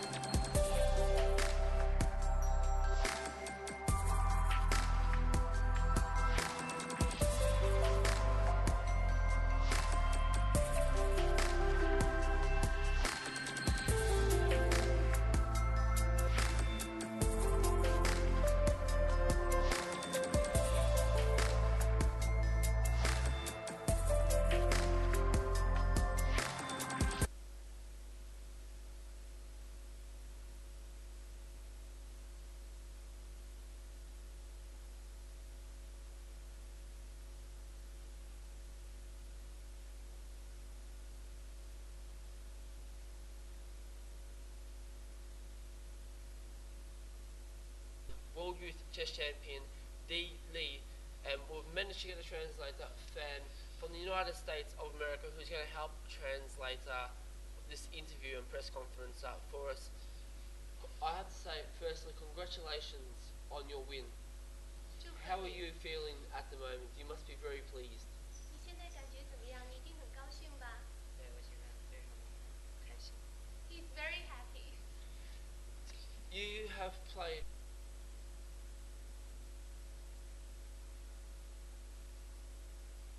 half points. You have played some of the strongest players in this event. You've played the International Master and you won the top seed, Ayaan Tari. Tell us exactly, was he a very difficult opponent for you to play against? 他说你今天打得非常好，即使比赛还没有结束，但是你已经是第一名了。你打了很多很强的对手，有一个 International Master， 他问你他是不是很难打？是 ，He's very difficult.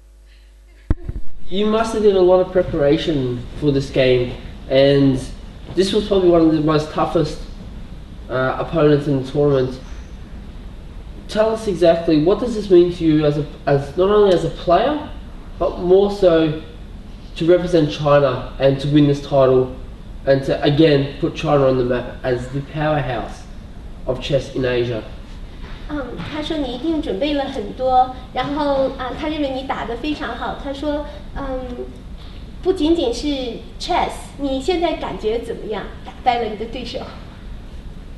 就是还是有一种说无尽的开心，就是来这个比赛之前根本就没有想过第一名。So he's very, very happy. He never imagined that he didn't expect to get the first place. So he's really happy about it. Excitement is all I can really see in your emotions. We had Andrew Martin commentating on your game against the top seed, Ayaan Tari from Norway. He was very surprised. I want to go back to that game and really talk about after that move 4 or 5, he played c3. It was known as a passive move, according to International Master Andrew Martin. Did you do this on purpose as a psychological experiment against him, or did you have already planned this for your preparations? And again, what does it mean to win against an international master? 他说，在你跟挪威选手打的那场比赛里面，4、5步之后，你打了 C4， 是比较消极的，不是主动进攻的一个 move。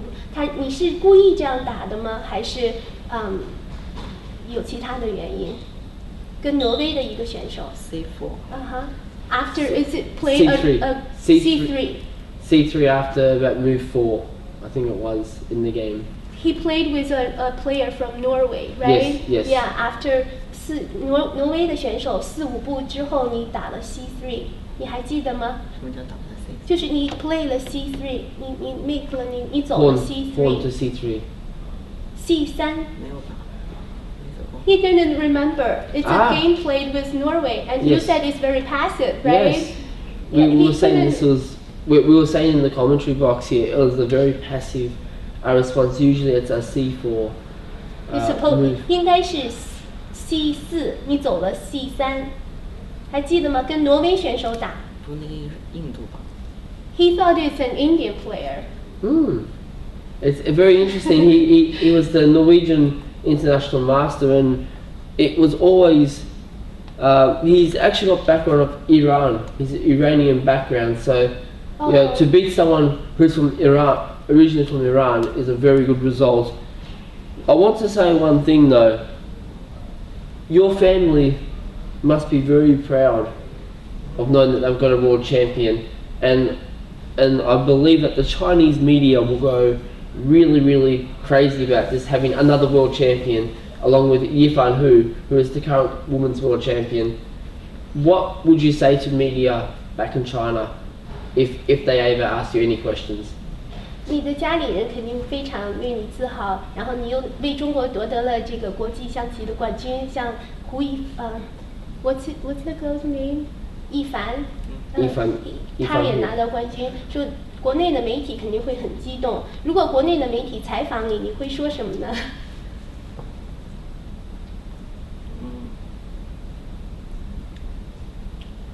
可能会说，还是要感谢所有的老师，就是从这个比赛从头到尾一直都是，给我准备，然后调整心理，然后每天也是守着看棋看到凌晨。He said he would like to thank to all his teachers, his coaches, because they prepare him very well. They help him to build up his confidence, and they wait for the results and for the pairing until midnight. So they worked very hard for him. He really appreciates that. So that you pretty much had a very, very good team behind you. One thing I really want to ask is, this experience is always a good experience at the World Youth. What has this experience been for you as a player, and will this experience only make you a stronger chess player for the future and be more determined to take up chess on a more, sporting life, so to speak? What will you take up chess maybe into the future, and tell us more about your experience here in Alain at the World Youth Chess Championships. 他说：“那你一定有一个很好的团队来支持你，他很高兴。”他说：“你在这里赢得了冠军之后，你会不会就让你更兴奋，更努力的接着来准备其他的这个象棋比赛？然后这是一个问题，还有一个他想让你跟大家分享一下你在这场这个活动过程当中的一些有意思的事情，你的经历，或者谈谈你的对手啊，或者你哪一副棋你觉得很有意思的，或者其他的就是你有什么好玩的事情来跟大家分享一下。两个问题，第一个是你之后会不会更努力，还有其他什么目标？之后肯定是会更加努力，因为这个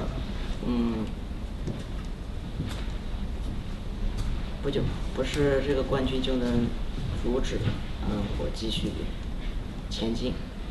然后这次比赛呢，第3盘棋我觉得下得不错。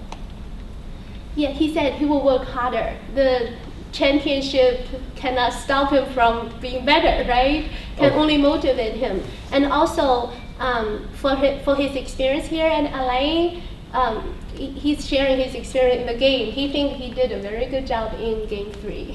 Now, there's one thing I want to say is, you're now the under 14 world champion for the World Youth, but there's another special world champion that's actually in this building as we speak.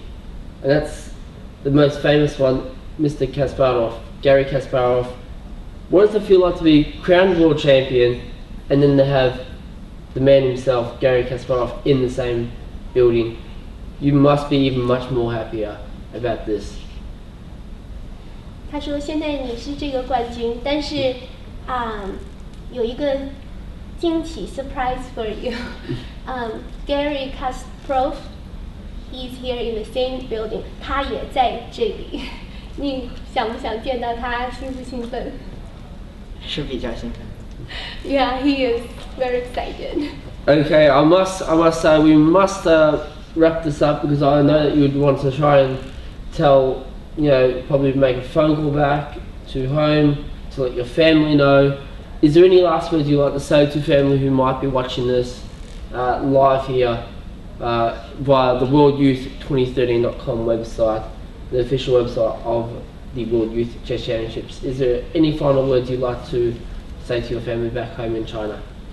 他问你，我们马上就要结束采访了，但是最后他想问你，你对你在中国的家人有没有什么话要说？现在我们是现场直播。就是还是在这个比赛之前，在北京还是有一个比赛的，就是还是有差不多1个多月，没有回家了。Before he came here, he had a tournament in Beijing. It's about a month that he has been out. He hasn't been with his family for about a month. 你是不是很想你家里的人？你有什么话要跟你爸爸妈妈说吗？ he missed his family. He wants to say something to his family. What would you like to say to your family? 就是还是要感谢他们一直支持我，走到现在。 He 我还 wants 是 to 会继续努力。 he wants to thank his family for their support, and he's gonna work harder. Yeah. That wraps up the interview with and the press conference here with the under 14 newly crowned World Youth Chess Champion Dealey, and we must thank Fan for the translation. Without this press conference would never been available. Once again, thank you so much. We will let you have some rest, and we're now going to switch back to a bit of the live games that are happening at the moment and a bit of music. Until then, take care, and we can say that Gary Kasparov, which is breaking news, is in the building. So until then, stay tuned, and we'll be back in the next 5 or 10 minutes here at the World Youth Chess Championships held here in LA for 2013.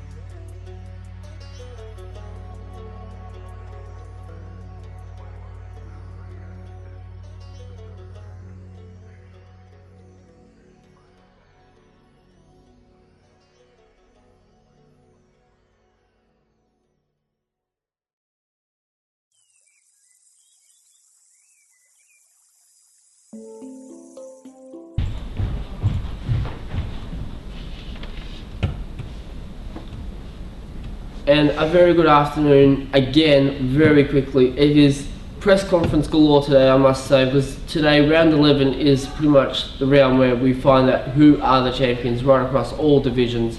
We are here with the most undefeated person in the under-8s tournament, Pragnandada. I do apologise if I pronounced this incorrectly. You might not be able to see him, so I might just try and move this computer out of the way. And we've got our translator Gopal as well. I want to say firstly, congratulations. 11 out of 11 is such a hard score to achieve in any tournament.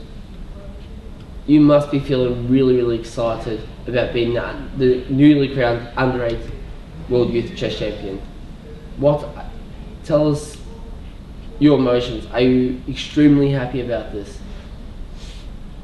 Are you happy? When were you happy? When did you find that you won? எப்போ ஜெயிச்ச? எப்படி சந்தோஷமா இருக்கு? In the 10th round? Tell us exactly. I want to talk about the 10th round. You were down a knight in your game. He's down இருந்த இல்லையா? எப்படி இருந்தது அப்போ? You're down என்ன a நினைச்சிட்டு knight. இருந்த சும்மா சொல்லு. You're down a knight and you're losing. Tell us exactly, what made you continue to fight on in that game to try and win? பீஸ் டவுனில் எப்படி நீ ஆடிட்டே இருந்த? ஜெயிச்சிருவேன்னு நம்பிக்கை இருந்ததா? எப்படி? How? Tell me. He blundered a piece and then you just took the advantage and won the game. And that crowned you as the new under-8 World Youth Chess Champion in that round with a round to spare. We can see that you played, I'm looking at your results, you have played pretty much all fairly strong people. You had a rating performance of 22.52 and you're gaining 31 rating points. Now I believe you are from the hometown of former world champion Viswanathan Anand, the legend of chess, who is pretty much known as the Chennai King. Chennai Tiger. Tell us exactly, what does it mean to be part of the same city and also to be a world champion from a world champion city? சென்னையில் இருக்கிறதுல என்ன சந்தோஷமா இருக்கா? Chess விளையாடுறதுக்கு எப்படி இருக்கு? ஏன் கோச்சை பற்றி சொல்லு. Is it an exciting feeling to be part of the Chennai Tiger city? Anand பார்த்தல அது எப்படி இருக்கு? ஆனந்தோட ஹோம் டவுன்ல இருக்கிறது எப்படி இருக்கு? Happy? சொல்லு, ஜாலியா பேசு. Very happy? ஜாலியா பேசு, free. Very happy. Tell us exactly, when you started chess, did you idolize Viswanathan Anand? Was he your number one idol for chess? Hero யாரு செஸ்ல? ஆனந்தா? சொல்லு, அங்க பார்த்து சொல்லு. Anand? Now, I believe you got some very strong women's chess players as well, by the name of Tanya Sakdev, and you got some other strong also men's grandmasters, Pentala, Hare Krishna, Sasikaran. Are these people also an influence on how you play chess, or is it just Visyanand? Sasi கிட்டலாம் பேசியிருக்கியா? Sasi wish பண்ணியிருக்காரு அவனை? பண்ணது இல்லையா? சொல்லு. Everyone knows about him. Everyone has congratulated him at some time or the other. So it's just that because we are in a chess-loving city, we call Chennai as the Mecca of Indian chess. So Chennai is considered like the Holy Grail. It's like the Taj Mahal, but for chess in India. One thing I must ask you is, we're here in LA where chess is also very big. Do you think your experience here, going back to India as a world champion, will just make you a more stronger player? இங்கே வந்து விளையாடுனதுனால நல்ல atmosphere இருந்தது இல்லையா? இங்கே நல்லா இருந்துச்சு. அதை பற்றி என்ன சொல்லுங்க? சும்மா ஜாலியாக பேசு, எங்கிட்ட பேசுகிற மாதிரி பேசு. இப்போ ஆன்லைனில் இருக்கேன், நல்ல அட்மாஸ்ஃபியராக இருக்குது. இங்கே வேர்ல்டு சாம்பியன் ஆகிட்டேன். சென்னைக்கு போனால் இன்னும் ஸ்ட்ராங்காக ஃபீல் பண்ணுவியா, கான்ஃபிடென்ட்டாக ஃபீல் பண்ணுவியா?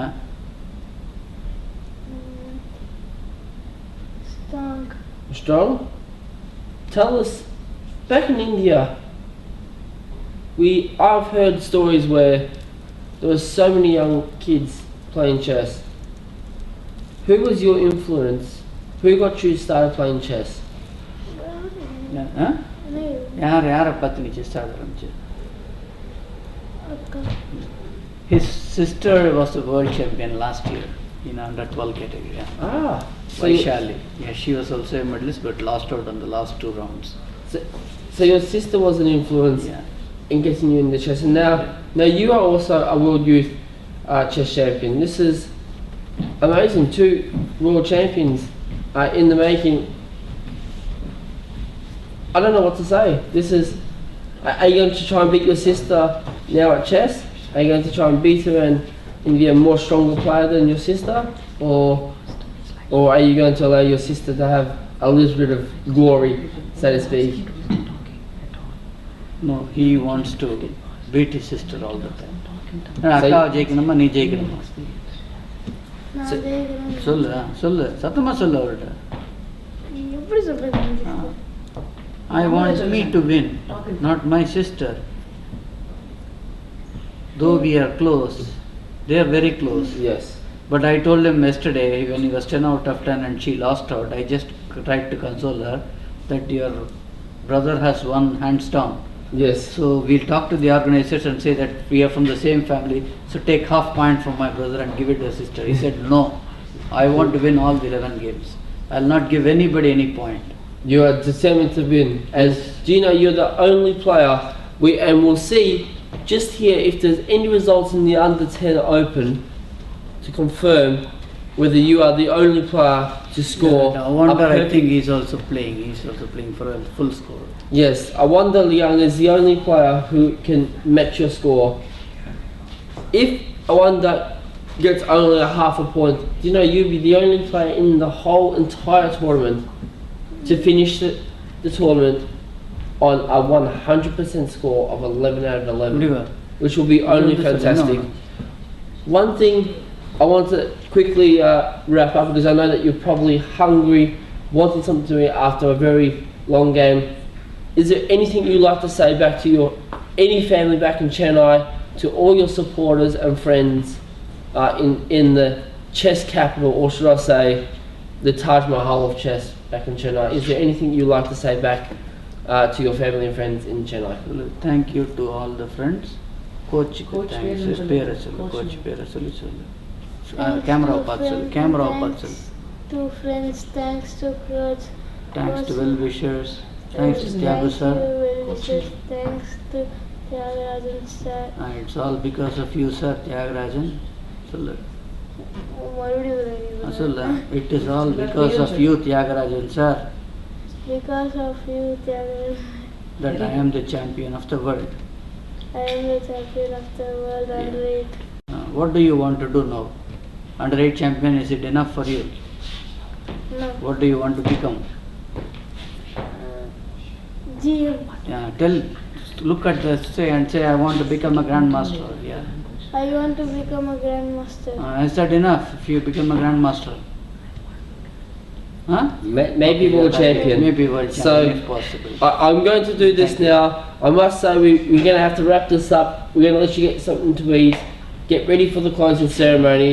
I want to thank you so much for your efforts and congratulate you on our perfect score, or as we like to say in Australia, the picket fence. And all the best for your chess career. I know I will be following it very closely as well. So until then, we're going to say we're going to have another very quick break here, and then we'll be back probably with another press conference that's happening extremely soon, straight after this. Thank you, Sulit.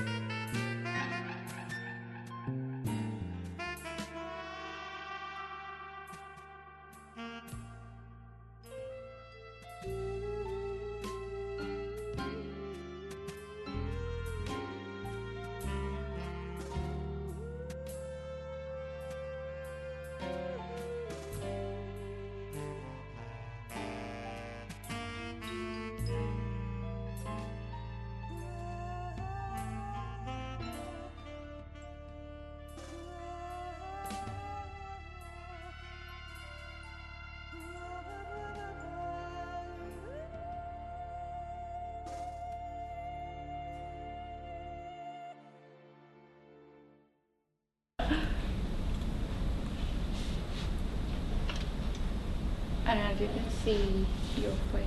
And welcome back here to the press conference centre. As always, I think we're just about ready to be run off our feet here with all winners just wrapping up their games. One thing I must say, we are here at the moment with Harmony Zhu of Canada. Congratulations, we can say that you are in the medal hunt, finishing on 9 points. We don't know about other results at the moment. How does it feel to be at least an equal first in the World Youth Under-8 girls? I feel very happy about that. Tell me exactly, you're from Canada? I see you got the waving the lovely Canadian leaf. Canada must be very pleased. I know a few Canadians myself. Tell us exactly so far your experience in this event. So, I enjoy all the games. So I also like piano, and I've been the national champion of piano twice in my junior year. So when I was 6, I was in the under 7 category, and when I was 7, I was in the under 8 category. And so that competition was called Canadian Music Competition, the biggest national competition of piano. I am learning so much every day. You know, the fact that we've got a piano champion and now we've also got a chess champion. Yeah. And the interesting... Also, I've won 2 international piano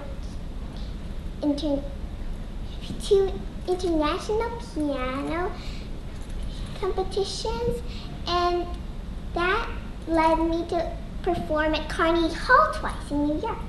Oh. Which is just amazing. You know, chess, piano, I think we've got a future champion, not only in chess but in piano as well. And the fact that, you know, music and chess is a very, very strong connection. One thing I need to ask you is, how did you get into chess? What got you into chess? Well, I liked it a lot. Yeah. Did you learn in school, or was there a brother or a sister, or did your family teach you chess? How did you start to play chess? I can't really remember.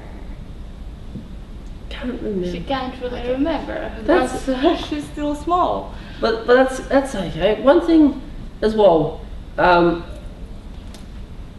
Canada's got a lot of provinces, and there's these qualifying events that you have to qualify to come to the World Youth. Tell us, what province are you from in Canada? I'm from Ontario. Ontario. I've heard of Ontario. Ontario is probably one of many places I would love to visit. I'm pretty sure you would love to visit that many places in Canada as well. Yes, I have been to Toronto.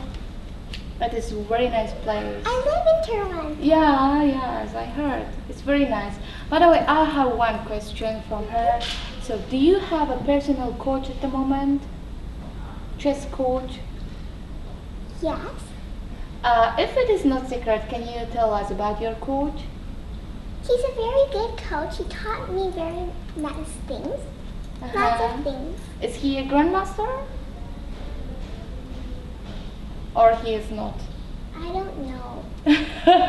What is your coach's name? Because I think your coach probably deserves some credit here for the excellent coaching he has taught. Oh, by the way, you know I have a pet guinea pig. Guinea pig? Yeah, and his name is Scrumptious. Scrumptious. He's a white guinea pig. White guinea pig. Yeah, right now he's back at my home. Does he know how to play chess? No. Are you going to teach him to play chess? I'll try, but I'm not sure if he can learn it. Maybe he'll become guinea pig chess world champion one day. Maybe. Now, there's one question we both discovered only about 20 minutes ago. Gary Kasparov, world champion, he's in the building. You're at least getting a medal of some sort. Yes. Tonight. It's a matter of what medal it is. How does it feel to know that Gary Kasparov, the world champion, is also in the same building as you are? I feel very excited. Did you ever look at any of his games, or who was your hero when you started to play chess? And who is your idol in chess? Maybe Hou Yifan from China? Maybe, because she is the world chess champion. I don't really have one. You don't really have one. Maybe, do you know that maybe that is a good idea, not so much to have one, but to have heaps of people that you just like. Who is your favourite chess player? Maybe Kasparov. Maybe Kasparov. Who? Do you have a favourite women's chess player? No. Maybe I like them herself. Maybe I think your favourite chess player might be Harmony Zhu. Yes. Would that be correct? Yes.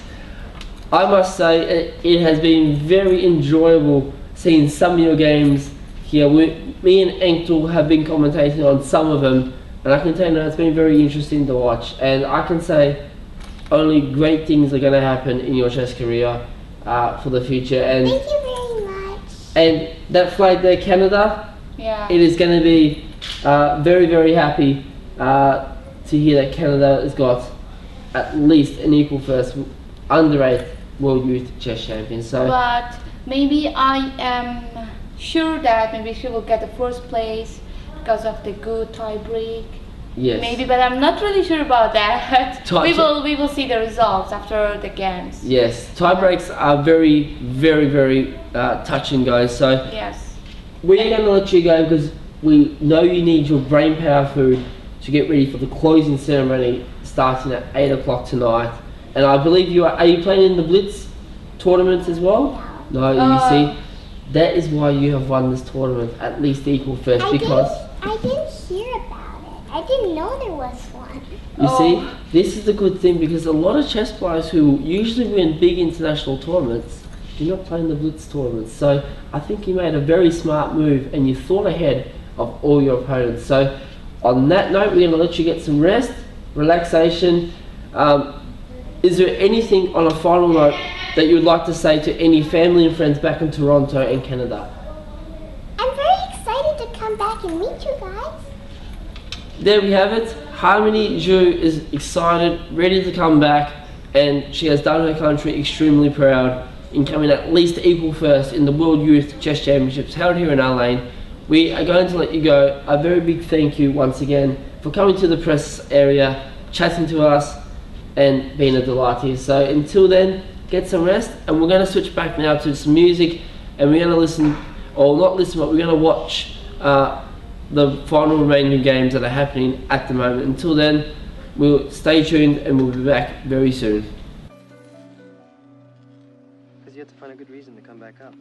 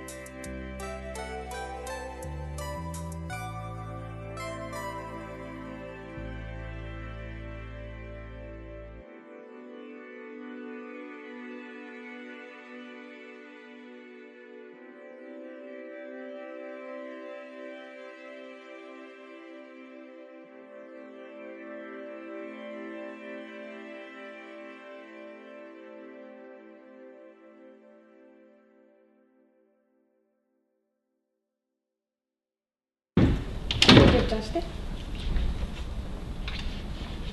Миний гоё юм. Yes, and a very good afternoon once again here at the World Youth Chess Championships held here in Al-Ain for 2013. Pretty much it is the final round where all results start to come in. We find out who is crowned World Youth Chess Champion.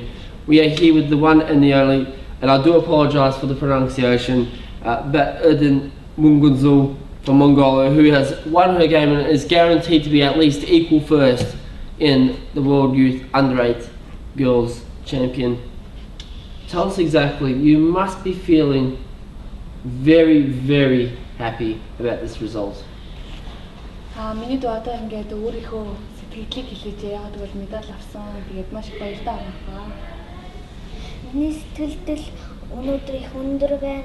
Тэгээд би хамт надад тоглож байсан хүүхдүүд баярлаа гэж хэлмээр байна. Тэгээд бас миний шатрын багш Батулга багштай баярлаа гэж хэлмээр байна. Well, WIM Angtul is with Jamie right now, and I'm going to translate the Mongolian language into English. And here is the Mungunzul from Mongolia is with us, and she said that she's very happy about the results, and she is very thankful for the participants of the World Youth Chess Championships, and even to the opponents of her opponents, and she is very thankful for her coach who lives in Mongolia. Okay, Mongolia, very, very small nation. 3 million people, maybe 4. I could be wrong here. But the history and the culture of chess is exceptionally great. And women's chess in particular is very, very strong. Tell me exactly, what does this mean now that you are at least equal first, and do you think this is going to get more and more young players to play chess back in Mongolia? Одоо манай Монгол улс маань хэдийгээр жижигхэн улс боловч гэсэн 3 буюу 3 эсвэл 4 сая хүнтэй ч гэсэн одоо шатрын түүхийн хувьд бол маш агуу ор юм аа. Тэгээд миний дүүгийн гаргасан амжилтнаас үлгэр жишээ аваад зөндөө олон монгол хүмүүс шатар тоглох байхаа. Тэгээд тийм учраас энэ гаргасан амжилтын хандлаар ярьж байгаа. Тэгээд мөн дараагийн өөр ямар илүү амжилтанд төвшөө илүү үр дүнд хүрэх байх гэж бодож байна. Би дараагийн тэмцээнд заавал төрүүлэхийг бодож байна. Тэгээд бас одоо нэгдүгээр ширээн дээр тоглож байгаа хоёр хүүхдээ тэр хоёрын нэг шалтгааснаас бол тэр байр. She said that she is 8 years old right now, and she will work hard for the gold medal the next year maybe, and she thinks that too many young chess players will follow her success to participate in the World Youth Chess Championships. It means like people are following on Twitter, just like that. Yes. Tell me exactly. There's many strong women's chess players back in Mongolia where, they've hosted a lot of Grand Prix events, especially in Yeredenet. Hopefully I've pronounced that correctly for our Mongolian viewers and listeners out there. Who is your number one idol back in Mongolia? Is it Engtul Altan Uzi? I am terrible at pronunciation. But is Engtul one of your idols for chess back in Mongolia? Well, I don't think so. Or do you have any other idols in women's chess? Well, I will translate. Миний дүүд одоо Монгол улсад үлгэр жишээ авдаг эмэгтэй шатарчид дундаас үлгэр жишээ авдаг хүн байгаа юу гинэ? Янжаагч байгаа. Хэлтэнтэй нэ? Янжаагчтай би тоглоод их сайн бэлдсэн. Actually, she has a teammate who lives in her city in Mongolia, and I also know about her teammate because now she is 16 years old and she became the world amateur chess champion. Yeah, and she is the idol of Mongolian Zhu Paterden. So there's a fellow youth representative who is your idol. One thing I want to know is, chess for young people, it's very hard to be focused at the chessboard. Tell me exactly, how do you stay focused in your games, and do you do any sort of training exercises to keep focused? За миний дүү одоо ингээд өргөө тоглож явах явцдаа анхаарлаа төвлөрүүлэхэд ялангуяа залууч төрчид хүмүүс хэцүү байдаг. Тэгээ миний дүү яаж анхаарлаа төвлөрүүлдэг вэ? Ямар нэгэн дасгал хийдэг үү? Хийдгүү. Би хийдгүү. Зүгээр л ингээд бодож суугаад жоохон удаа сууж байгаа л юм уугаал жоохон тэгж байгаа л яачтай. She said that she doesn't really do any exercises, but when she is playing during the game, she just drinks something firstly, and then she will try to concentrate on the game. So she will just sit for 5 minutes and be calm, and after that she will be ready to concentrate, as she said. Young people get into chess usually from brothers or sisters, mothers or fathers, aunties, uncles, or at the local, at your school chess club. Tell me exactly, how did you get into chess? And was there anyone who introduced you to chess? Ингээд шатарчин хүн болгоны гэр бүлнийх нь зарим нэг хүмүүс шатарт орсон байдаг. Миний дүү яаж шатарт орсон бэ? Тэгээд шатарт чамаа хэн тоглохыг санал тавьсан бэ? Би анх цэцэрлэгт явж байхдаа нэг шатрын багш орж ирд нөө намайг нөө шатар сор хурж ирээ. Тэгээд надад шатар зааж өгсөн. When she was in the kindergarten, there was a chess lesson as well. Then the teacher of chess lesson, he just introduced about chess to her, and she was very interested to play chess. So that's why she is the chess player. That is such a really touching thing for me to hear. Yes, even in the kindergarten. Kindergartens, are getting chess involved, and I think that's a fantastic thing that you did get involved. Next year, the Rednet in Mongolia is hosting the FIDE Grand Prix. Yes. Will you be going to visit and cheer on the local contingent and hope for that they can win and take home the prize glory of first place, like you have done here, at least equal first here in the World Youth Chess Championships in the under-8 girls section? Одоо дараа жил Эрдэнэ хотод эмэгтэйчүүдийн шилдэг эмэгтэйч тарчдын Гран При тэмцээн болно. Миний дүү тэр тэмцээн рүү очиж одоо үзэх үү, тэгээд Монгол улсаас тоглох шатарчнаа дэмжих үү?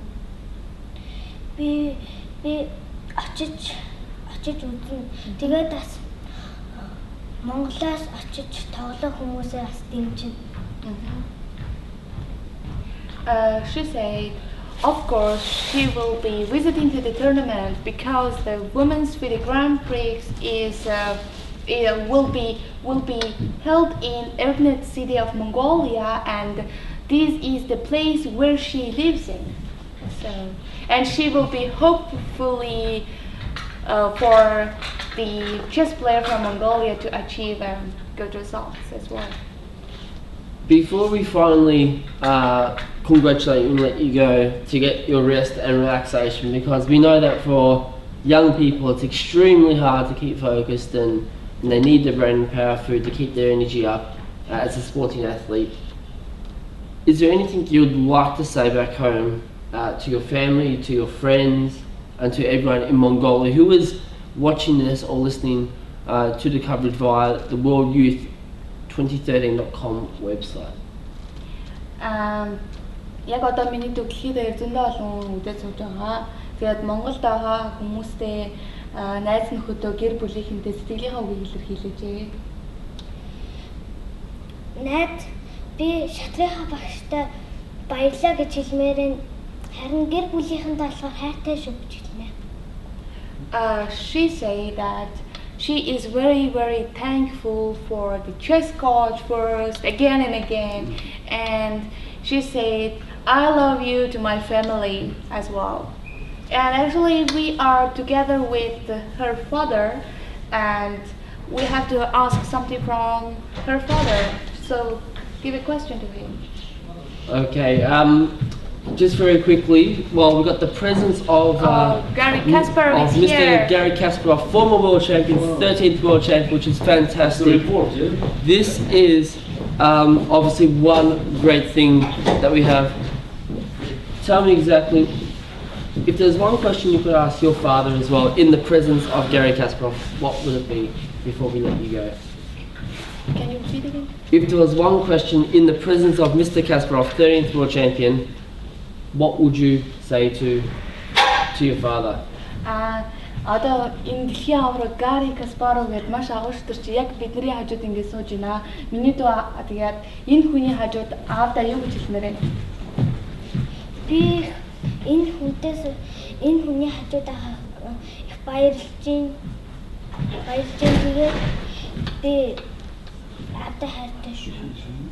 She said that she is very, very proud to be with Mr. Gary Kasparov, and she said, I love you to my daddy, and we are very proud of her. Thank you. We'll say thank you so much for your time. It's a pleasure to have you here, and we wish you only all the best and the success that's only going to come more and more through this achievement you have done. And we can only see bright and better things for you in the future, especially for Mongolian chess. We wish you all the best, and we will let you go. Thank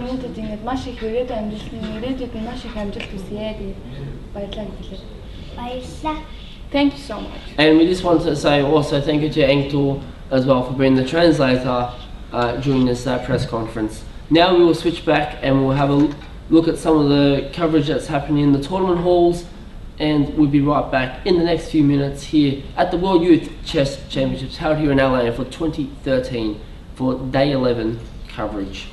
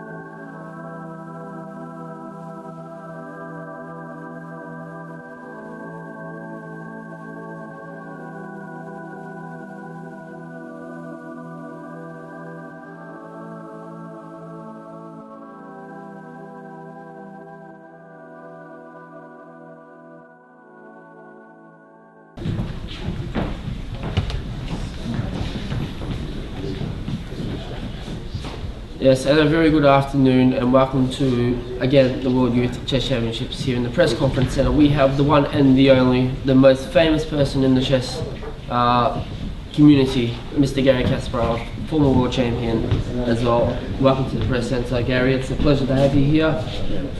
Very surprising to see you. I remember walking out and I saw you, I thought, the man himself is here. What does it mean to be here at the World Youth? It's, you know, a lot of kids play, you know, 1773 kids are participating with 121 federations. Tell us exactly, you must be pleased in terms of the turnout of players as such. Oh, no doubt. I'm very happy to see so many kids from all over the world playing here. Though the number here is not as great as in the last championship in Slovenia. I was there also, and I have to say that, you know, the organization could be more appropriate for the competition of that magnitude. It's a challenge. It's a logistical challenge, and I think the organizers simply underestimated all the logistical issues they were facing. I mean, one of the problems that I think it's that they have been facing is was the visa issue. And it's a great pity that, for instance, that the kid from Vietnam who made 11 out of 11 last year in Maribor in Slovenia, and I remember giving him a gold medal. He couldn't play here because of this very unfortunate circumstance, as many other kids.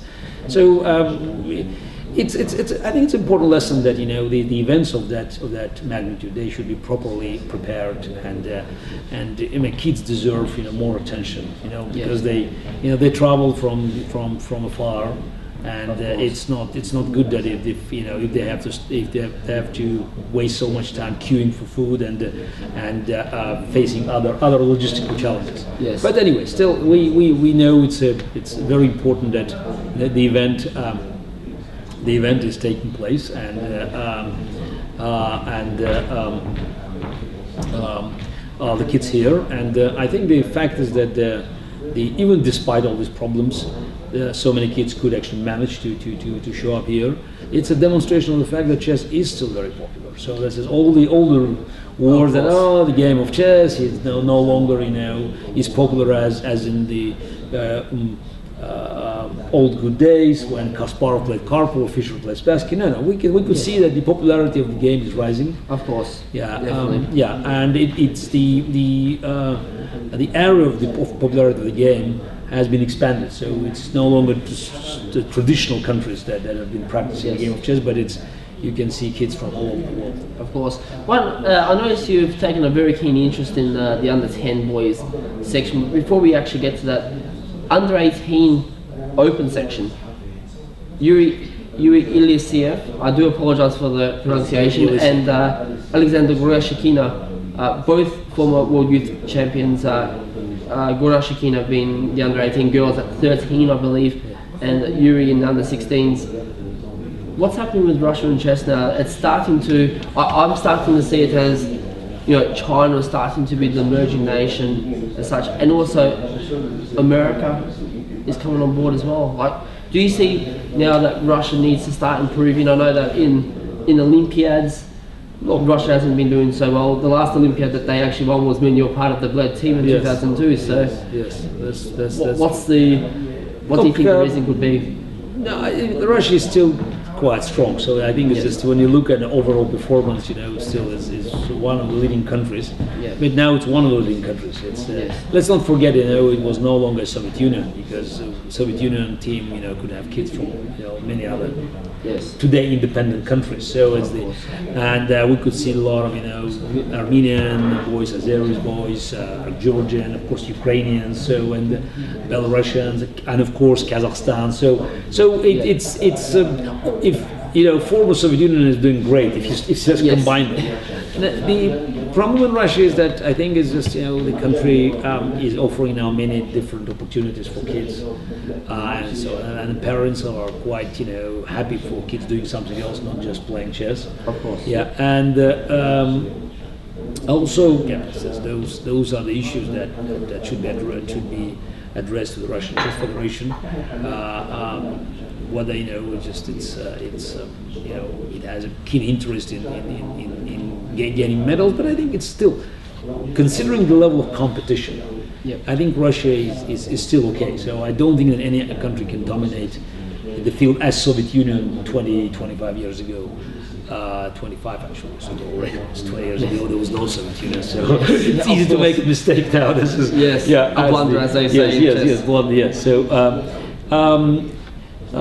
China, it's a very natural rise of China. So there's a huge interest, massive state support, and the federation is keen to get medals. So that's a very important criteria. We could see India rising, which is also natural, considering the number of people playing chess there, and Anand's shining example. So. And we could see also other Asian nations. It's Vietnam now, Philippines. So I think it's what's important is that chess is growing. It has been growing, and we're no longer surprised to see champions from different places. I mean, you just spoke to a girl from Mongolia. Yes. So it's just amazing. So, a girl from Mongolia is she's equal first fully and under 8. So we can just look at the under 10 boy won by the American, Yes. Chinese American actually, who has been also a student of our special sessions of Kasparov Chess Foundation America. So I know him for a year or even more. So, and he was actually even more. So, and he is a huge talent. So he was 10 out of 10, but today he missed his chance. So, and he will not be able to do 11 out of 11. So He won't be able to do what's known as the Fischer score or pick a fence. yeah, but this is exactly, yes. Now, this game here, we're looking at it currently at the moment, and we've gone through off air. We did a little. No, bit of he analysis. missed an easy win, which is we can just we can just show Yes. Well, we might just put the lovely diagram Yeah. on for our viewers and listeners who are watching us at the moment. This is the, That will definitely it's come a up. funny moment. Is we can just show this. Yeah. But how do how Here do we go. do We that? can get this happening and go here, and we should be able to go. Yeah, okay, we can. Go It was okay. There was then very interesting end game, and I think you found the right idea to attack Black King. Yes. So this is. But now with the Rook D8 F5, it's still probably not that good for Black. White could have taken en passant. Yeah. Yes, and have two passed pawns. But since F5 is the only defense against mate, so Yes. the natural idea here is to play E5. E5, So yes, E5 and then Rook D8, and Yes. then it's a mate. So then the Black has nothing to do. So this Yes. is E5 was winning instantly. Yes. So I think it's a pity that he missed, such it's it could be a perfect finish of the tournament. Of but, course. but I think psychologically it's not easy for him to plan. He's already the champion, so he won it. Yes. Yeah, and this is playing under such psychological pressure. Of course, and a FIDE master from America as well. We spoke to him yesterday in the press centre here. It was all completed. You mentioned one important word just then, Gary. Psychological. Tell me exactly.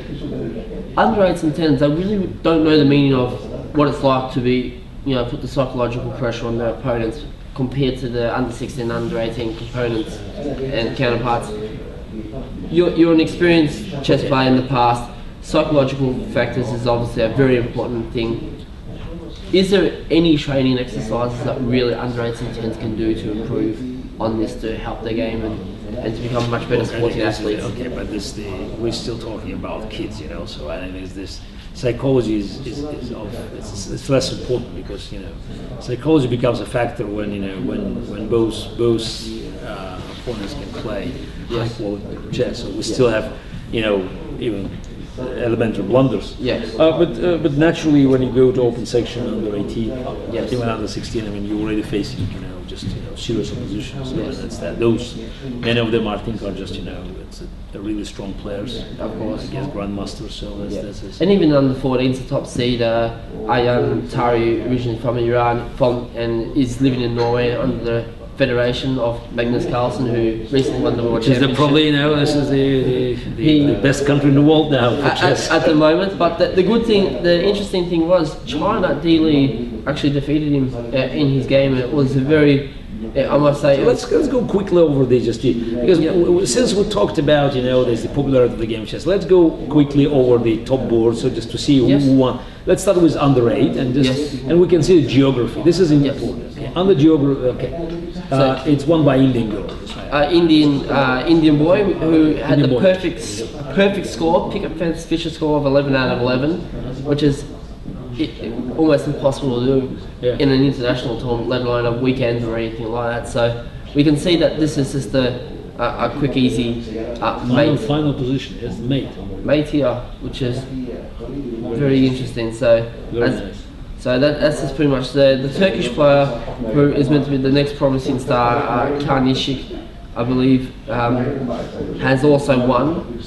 In terms of what score he's on, I'll quickly check via our lovely thing called chess results. We do like to have all updates here. So here, Karnishik was on going into the final round on 8. He now moves to 9, so he's looking at least second place. Yeah, but again, let's for our purpose, of our conversation, we have an Indian, champion and then the Turkish silver medalist. Yes. Yeah, okay, that's just shows geography goes. Yes. Okay, let's move. Let's see. That's the next Yep. one. We're under 10. Next one. Okay, this is an American first, and we don't know. Either China or Kazakhstan. China, Kazakhstan, another American. By the way, just look at this. Another American here. Just Yes. look at this game. Just we'll see what happens here. David Peng, yep. Yeah. Okay. That's what we discussed. Yes. Yes. Uh-huh. Very interesting now. ID with the king moving up to D6. Moving there. So It's looking quite, I would say, looking quite strong. Here after. with H4, I mean, he still can move the pawn. But then, Ooh, Queen E6 check. Very interesting. Yeah. Very interesting little position here. Does he take here, or does he now display? I'm curious, now that this is he can. Okay, now it's.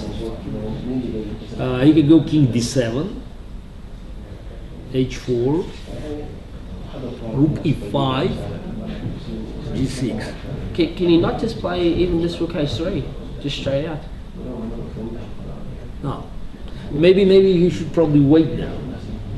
Now King D7 is probably better because it forces H4 and then you can go Rook H3.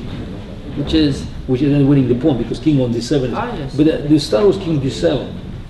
But then he can start activating the rook, so H4. No, it's still unclear to me. So this is what happens in this game, because it's looking, yeah, it's one of those little complicated queen and rook endings, and we know that rook endings are 70%. Yeah, I think it's probably what white should do. Probably should go Rook E5, forcing G6. And then King D7. After H4, going Rook E3 probably back. Yes. Yeah, just not to be too. Very interesting. Very interesting. But we might move on now. Okay, well, but still we see other nations. Okay? Yes, so other nations. 12. Under 12s we've got USA, Italy, Slovenia, Czech Republic. Who won? Who won? Very good question here in the under 12s. This was very interesting. I think there was a tie going into round 11, the final round. We had actually a round from Armenia, wherever he is fighting. A ram from Armenia was playing Robbie Kibalishvili from the Netherlands. Although I'll take it he has Georgian. This is very interesting. But this is not a top board. No, this was meant to be the top board. No, but this is not top board. No, this is the under 12s. Yeah, under 12, but it's not top board. No, not at What all. are the top boards? I think this is the mistake in here, Daverton, because we don't have a Daverton here as such. No, but I think this is not top board. I think you're missing something here.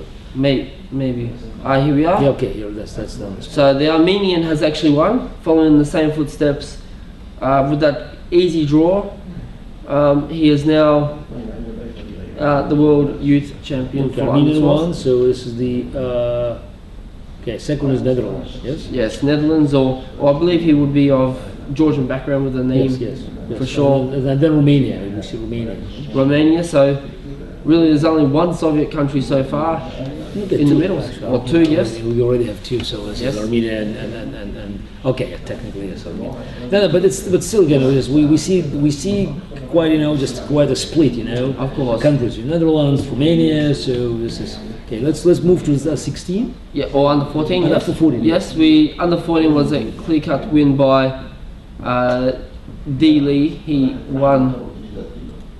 won this event with 9.5. So he's now the victor of that. We spoke to him just earlier before. Second would be probably along the lines. It'd probably be a tie somewhere between Turkmenistan, because you had a draw with. So you got Turkmenistan, and again China and Italy are looking, and Serbia. So again, you see that proves our hypothesis that this chess is growing in popularity amongst the world as well. Exactly. So under 16s, we will find out exactly who was leading going into that. I believe it was the Indian or Sri Lankan IM beforehand. With we had, well, there's actually 4. We've got Russian, India, Turkey, all on 8 points going into this. So looks like Girish has won, which means that he goes to 9, and did the Indian IM Kathri Kian. So who's winning here? So it's Pushik, yes. so India, pretty much India and India have won this here, and if the Chinese. Okay, so this Indian dom. Okay. Yep. Okay. So, and this was a draw here with here. So Kazakhstan has come 3rd, I believe. If Indonesia lost, so there's a bit of a tie going into that with. Okay, good move Yep. on. Okay, let's move on. So this is Under 18. So the Iranian has at least got equal first, secured a GM norm, and has picked up. what's the first game? First game is Puya Idani and Nijat Avasov from Azerbaijan, your home country. Draw. It was a draw here. Okay, and so who's winning the tournament? Puya Idani is equal first at the moment. With? Well, at the moment, anything could still happen. Yeah, and this is Corey. Corey should be winning, yes? Should be as the top seed. Corey. Yes. George Corey. Is he Peru, by the way? Yeah, Peru. So good. He's Yes. catching up. He is only on 7 points, so he can't even get equal first. The only 2 that can actually catch him is Armenia, Hofhannes, Gabuzian, and No, but he's losing. He's on the losing side here.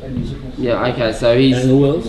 and Daniel Naroditsky from USA. But he is not. Let's say he is not going to win the game. So maybe he can survive, which I doubt. And it's looking like the Iranian will then take it out first place, which is fantastic, and I believe it is his 3rd GM norm for his title of application. He has got over that magic 2,500 that you need to get to become a GM. So yeah, it's that's just another great thing for chess to get a GM in the World Youth. It's not easy to do. Okay, that's. So now we'll move over to, we've seen the under 8 girls, where we're only waiting on the last result here to find out whether it's an equal first on a 3-way tie or just a 2-way tie. What do you think this result should be in under 8 girls? Do you reckon white can win this? No, but it's black. Black has 2 extra points. 2 extra points? Surprise, yes. So I assume even under girl under 8, 2 points should 2 points on one side. It should. Yes. I saw a game yesterday in the under 10 boys, under 8 boys, and the winner of the under 8 boys was a whole night down, and he somehow managed to do what's known as a swindle. It should be, in theory. Okay, let's. Who's winning here this tournament? Mongolia, Canada, and depending on this result, if black wins, then it'd be Russia. Russia tying. Time with Mongolia and Canada. Okay. It's a 3-way tie. 3-way tie. Good, fine, good for Russia. This is the first Russian medal I can see. Yes. Yes. Okay, fine. So that's the good. I showed up on time. Yes, just to You showed up for Russia medal. Yes. Okay. Excellent. Under 10s, depending on the result here. Okay, so we're looking at looks like the Indian has won. Yeah. This with 9 out of 11. Very tough competition once again. With women's You figure. see many Iranians on top. You can see Iranians. Yeah, So Indians. but Iranians. Yeah. So that's they just again shows that Iran that was not known to be a chess power, but many boys and girls are on top. Yes. I mean, not winning. I'm not sure they're winning medal. One medal actually they're winning. One Yes. gold medal, and there will be probably a few other medals. Yes. Under 12s, we'll quickly fly through this now. So I know you've got other meetings to attend to here as well, Gary. We are going to get super quick.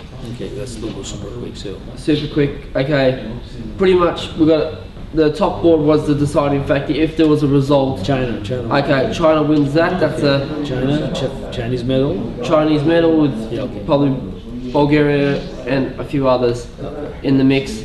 Under 14. Under 14 girls, we're just getting to that now. Maybe there's some technical glitch Yes, there's a happening. glitch. As it always happens with technology, Gary, you know that. Well, I know that, but here it happens more often. So Yes. that's unusual. So. Yes, but let's have a look at under 14s. Pretty much, it has been an interesting thing. The Estonian representative, Mainava, who comes from a big family background in chess, has been having a stellar tournament. One against the top seed, one against the second seed, draw against the third seed, and beaten the fourth seed. It's just very unusual to see someone who's She's leading. She is half a point behind Anna Vasanina, fellow Russian compatriot. So we're just trying to get these lovely little technical glitches to I'm afraid that's the signal for me to go. But we will let you go now, Gary. It's been a pleasure here. As you can see, it's been a very big diversity in cultures and everything, and we can only wish you all the best with coaching. We know you've got elections coming up as well. Absolutely. So that's to make sure that it is not happening. So that's the events have amount of glitches that is just it's within the statistics. Yes. But anyway, thank you so much, Gary. All the best. Take care. There we have it. We have the one and the only Mr. Gary Kasparov, former world champion in chess, one of the legends of chess here as well, here in the press conference. We are going to try and fix up this lovely little glitch that's just happened here in the press room. But until then, we will try and keep you more and more updated with results as they come in as soon as possible. So other than that, we can see things are happening here like there was no tomorrow. There we have it. And it's been finished. We're going to now have a short little break, and we'll come back very, very soon here in the press centre with more interviews and press conferences to come at the World Youth Chess Championships held here in LA for 2013.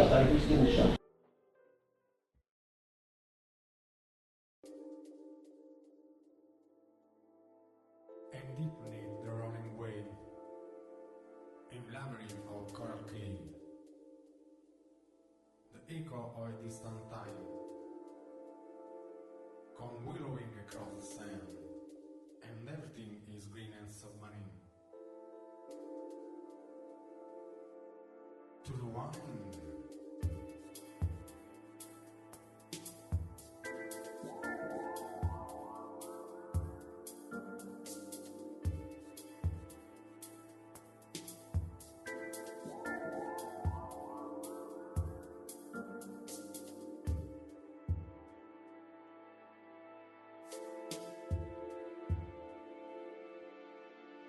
And no one showed us the land, and no one now where it wise. But something sealed and something bright, and start fleeing toward the light.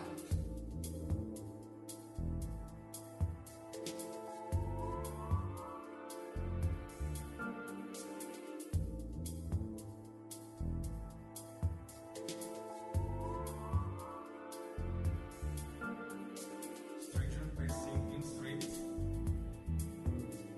I change to its great blazing fleet.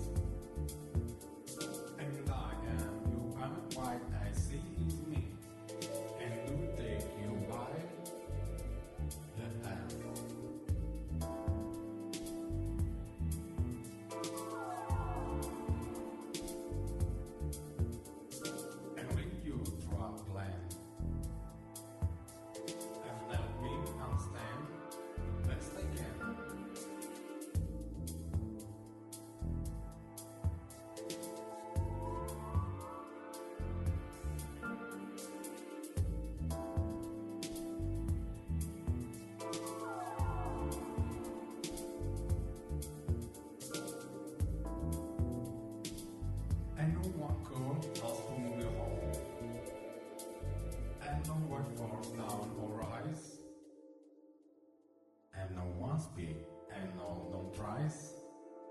and no one fight around the sun.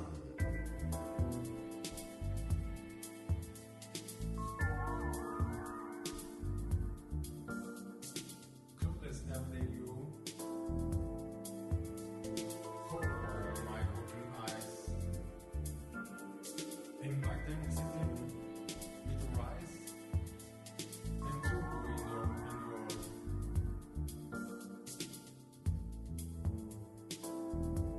come streaming in like wine. And me on right and best of morning.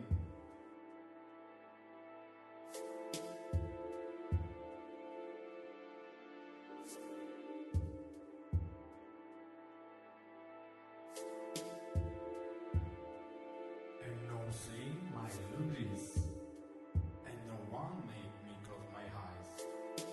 And so I throw windows wide and call to you across the sky.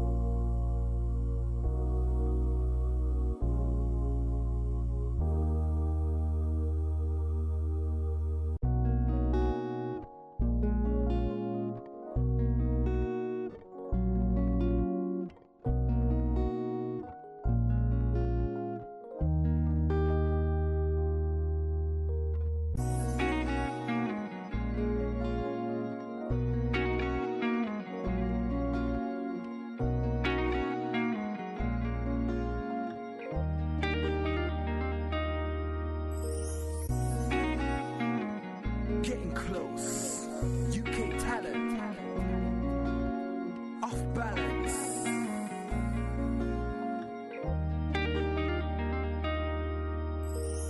It's all about high level music for the Y2K plus 5. Shouts out to the UK talent. Just keep pressing on and moving forward.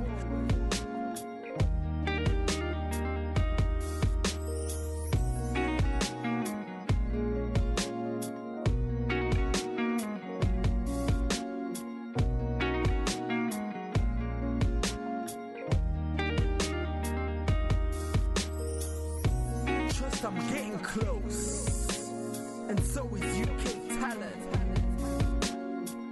Seems off balance.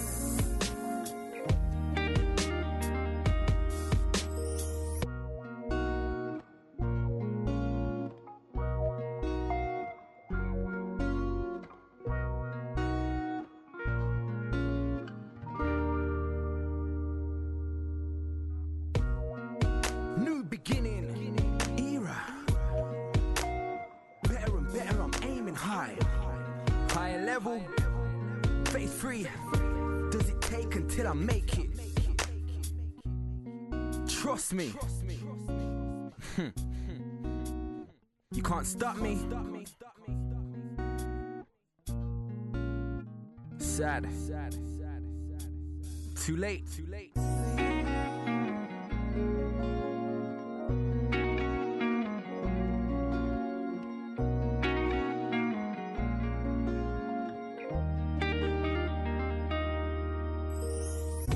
Trust I'm getting close, and so is UK talent. Seems off balance. Youths in the streets, making dope.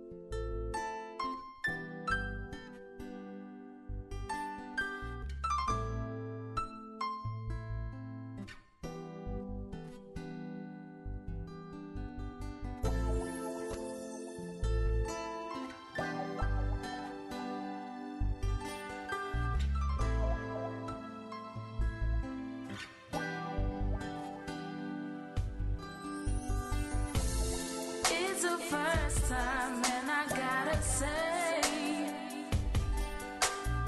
ain't that always true?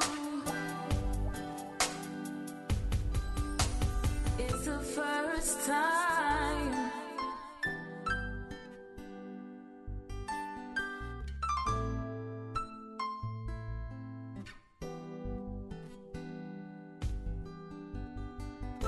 It's the first time.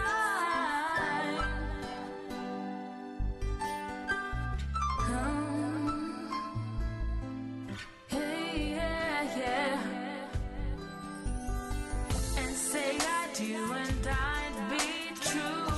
No fear of any flame. Really hope you feel the same. Oh, oh, oh, trust in me.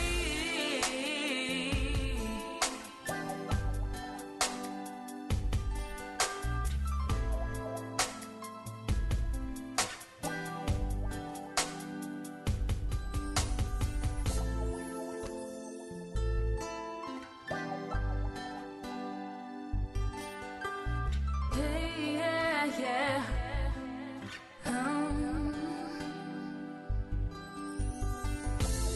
Said I want you, said I want you, really want you.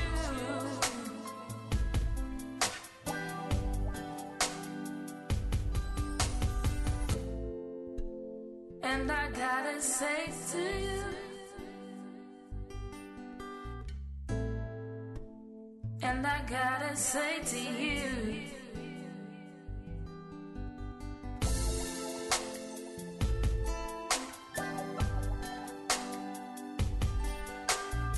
said I want you, said I want you, really want you. Hey, yeah, yeah.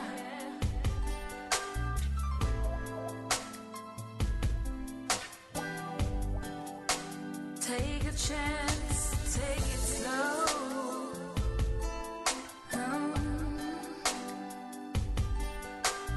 Hey, yeah, yeah.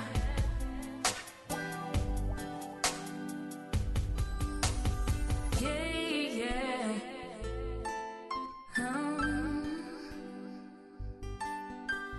Hey, yeah, yeah.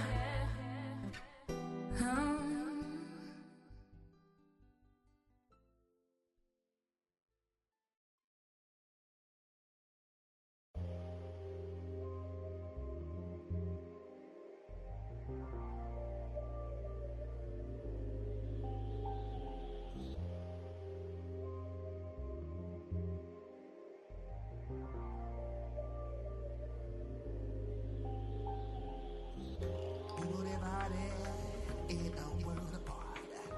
We must all begin to learn the secrets of the heart. With our eyes on the future, how long must we wait? We live in glass houses, but we just can't see the light.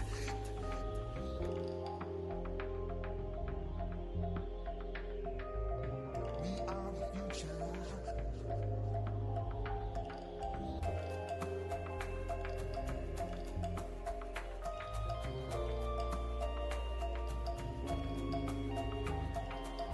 We are the future, but don't forget the past.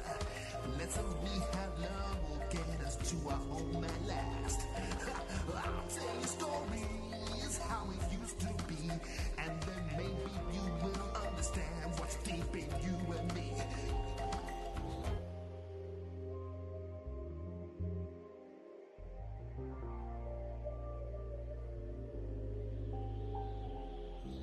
People divided in a world apart.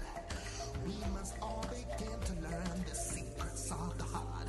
With our eyes on the future, how long must we wait? We live in glass houses, but we just can't see the light.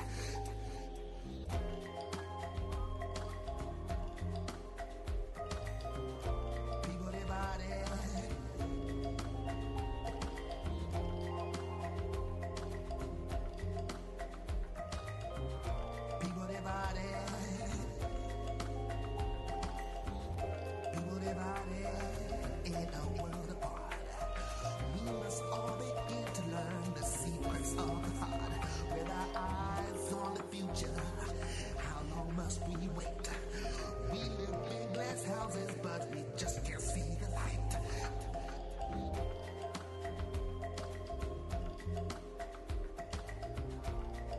We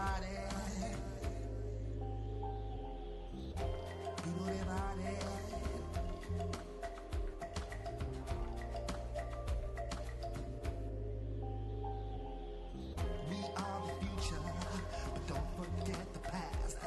The lessons we have learned will get us to our home at last. I'll tell you stories how it used to be, and then maybe you will understand what's deep in you and me.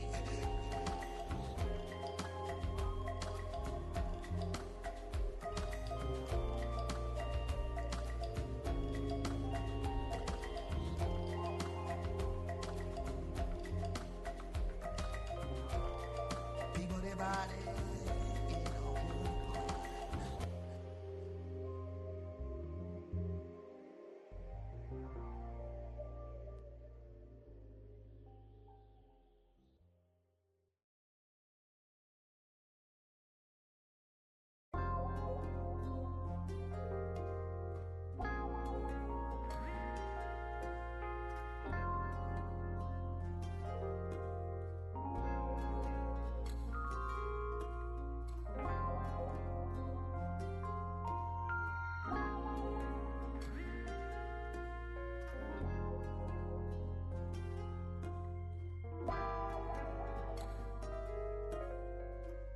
The thrill is gone, living alive. There ain't no magic in your eyes. I can't go on, it has to end. My fractured heart just cannot mend.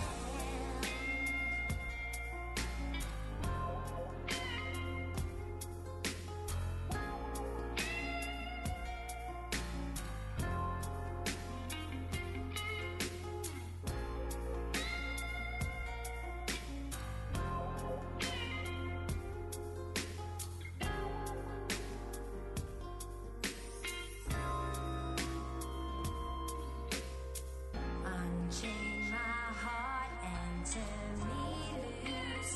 It's much too late now for the truth. I trusted you let me down. So now I'm back on solid ground.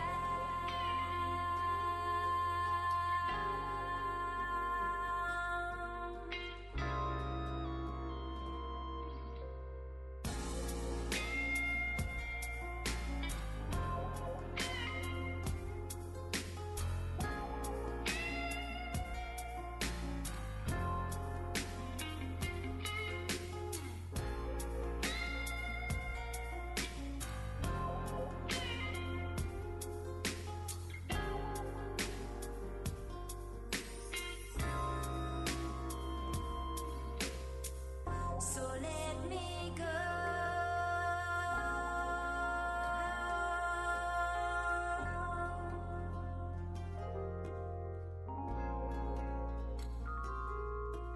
So let me go.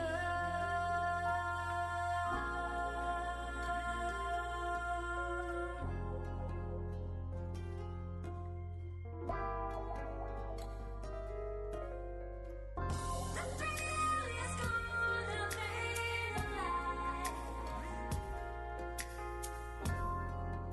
There ain't no magic in your eyes. I can't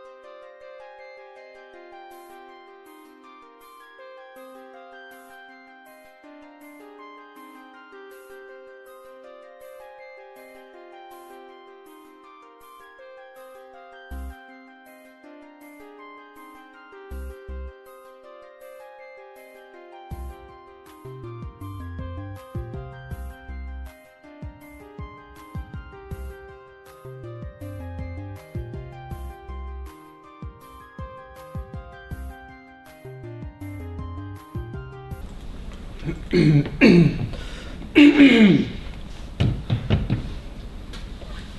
very good afternoon. Welcome back here to the World Youth Chess Championships held here in LA for the final round, and there's only just a trickle of boards left to go. And we are here with none other than Dr. Saif Al-Alami, who is the Annual General Secretary of the Al Ain Chess Club.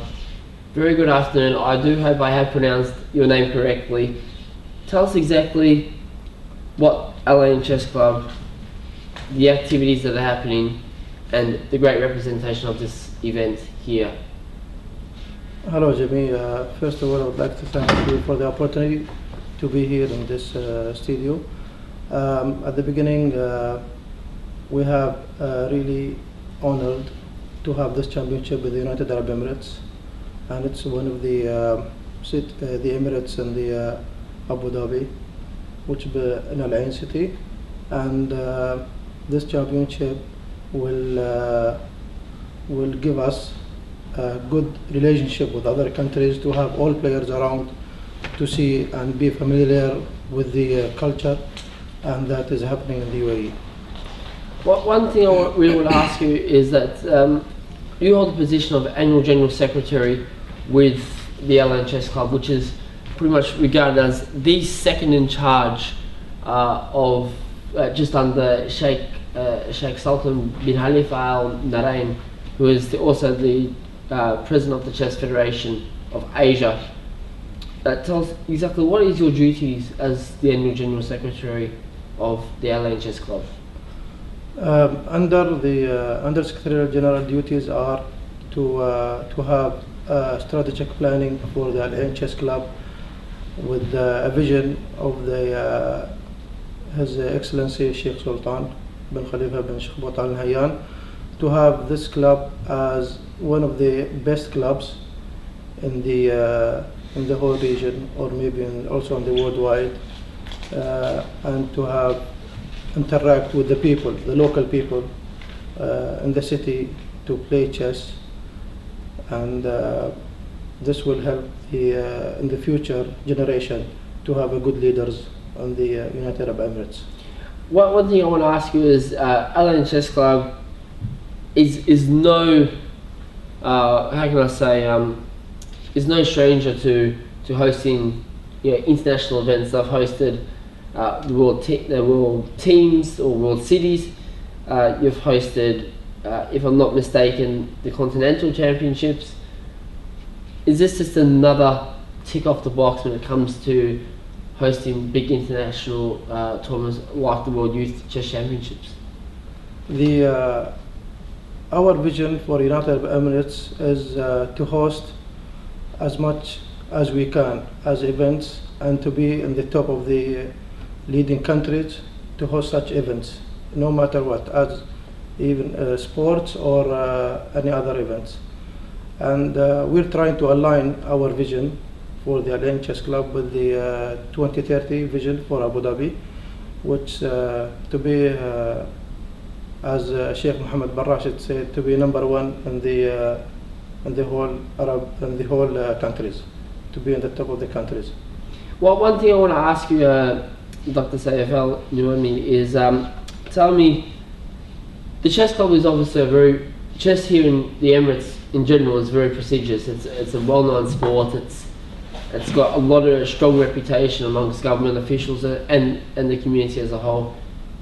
What events do you actually hold every year? Like what are your main events that you always hold, regardless of special events like the World Youth or Asian Continental or stuff like that? What are your main events that you are holding? There are many events we are holding. Every other month we hold an event, especially the National Day events. 2nd of December we hold events, big events for this, and other events in the Emirates, around the Emirates. Okay, one other tournament that comes to mind, and it's been on the calendar quite a lot, is the Al Ain Classic. You must be pleased with always the turnout every year. You always get strong grandmasters, the opportunity for them to play against the local players, gives them experience, gives, again, the friendships, the community under the umbrella of FIDE, Gens Una Sumus, we are one family.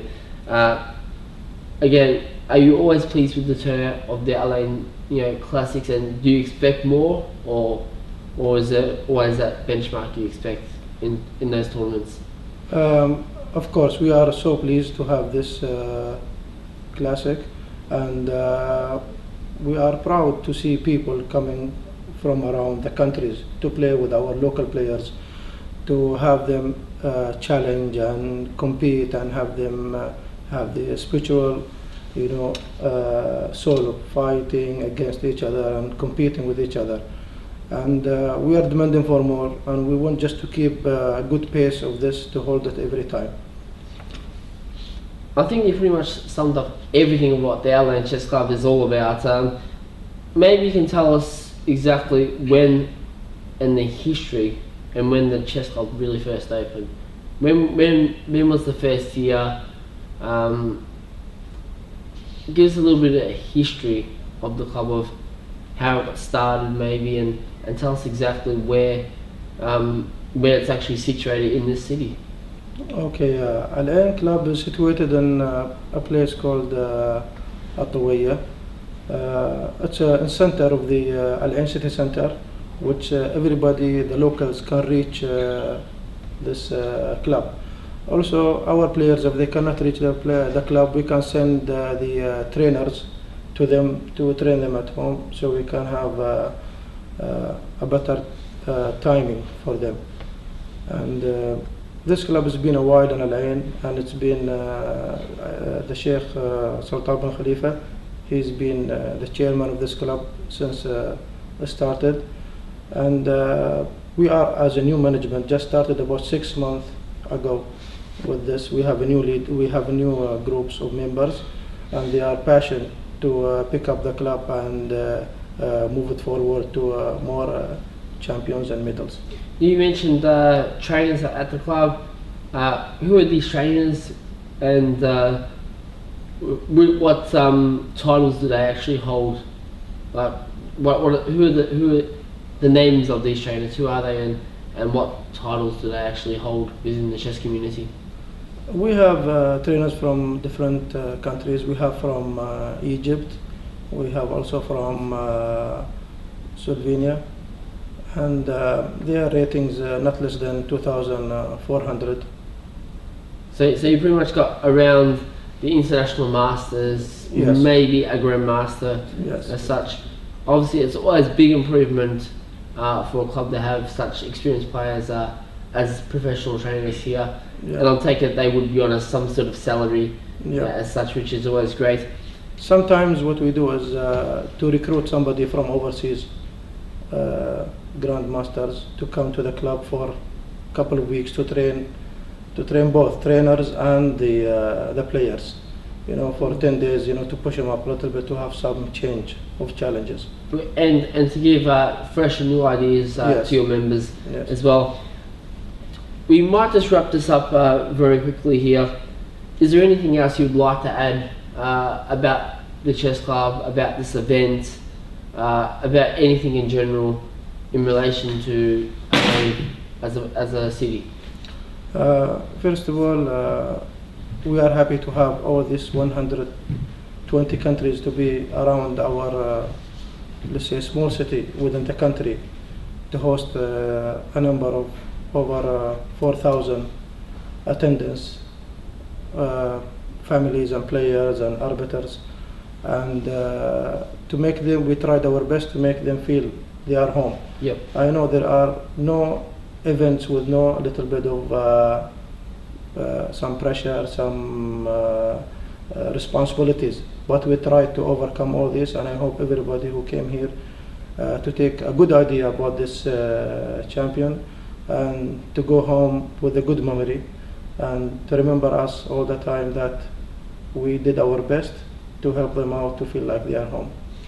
We have to say a very big thank you, or as I say in Arabic, shukran, and I do hope that was pronounced correctly as well. Thank you so much, Dr. Saif Al-Alami, the Annual General Secretary of the Alain Chess Club, for a fantastic event, for the hospitality, for everything that the team has done to make this a successful event. We are now going to probably switch back to see the final players just playing out in the G2 building in the hall just beside the press centre here at Alain, the World Youth Chess Championships for 2013 in the final coverage for today. Thank you.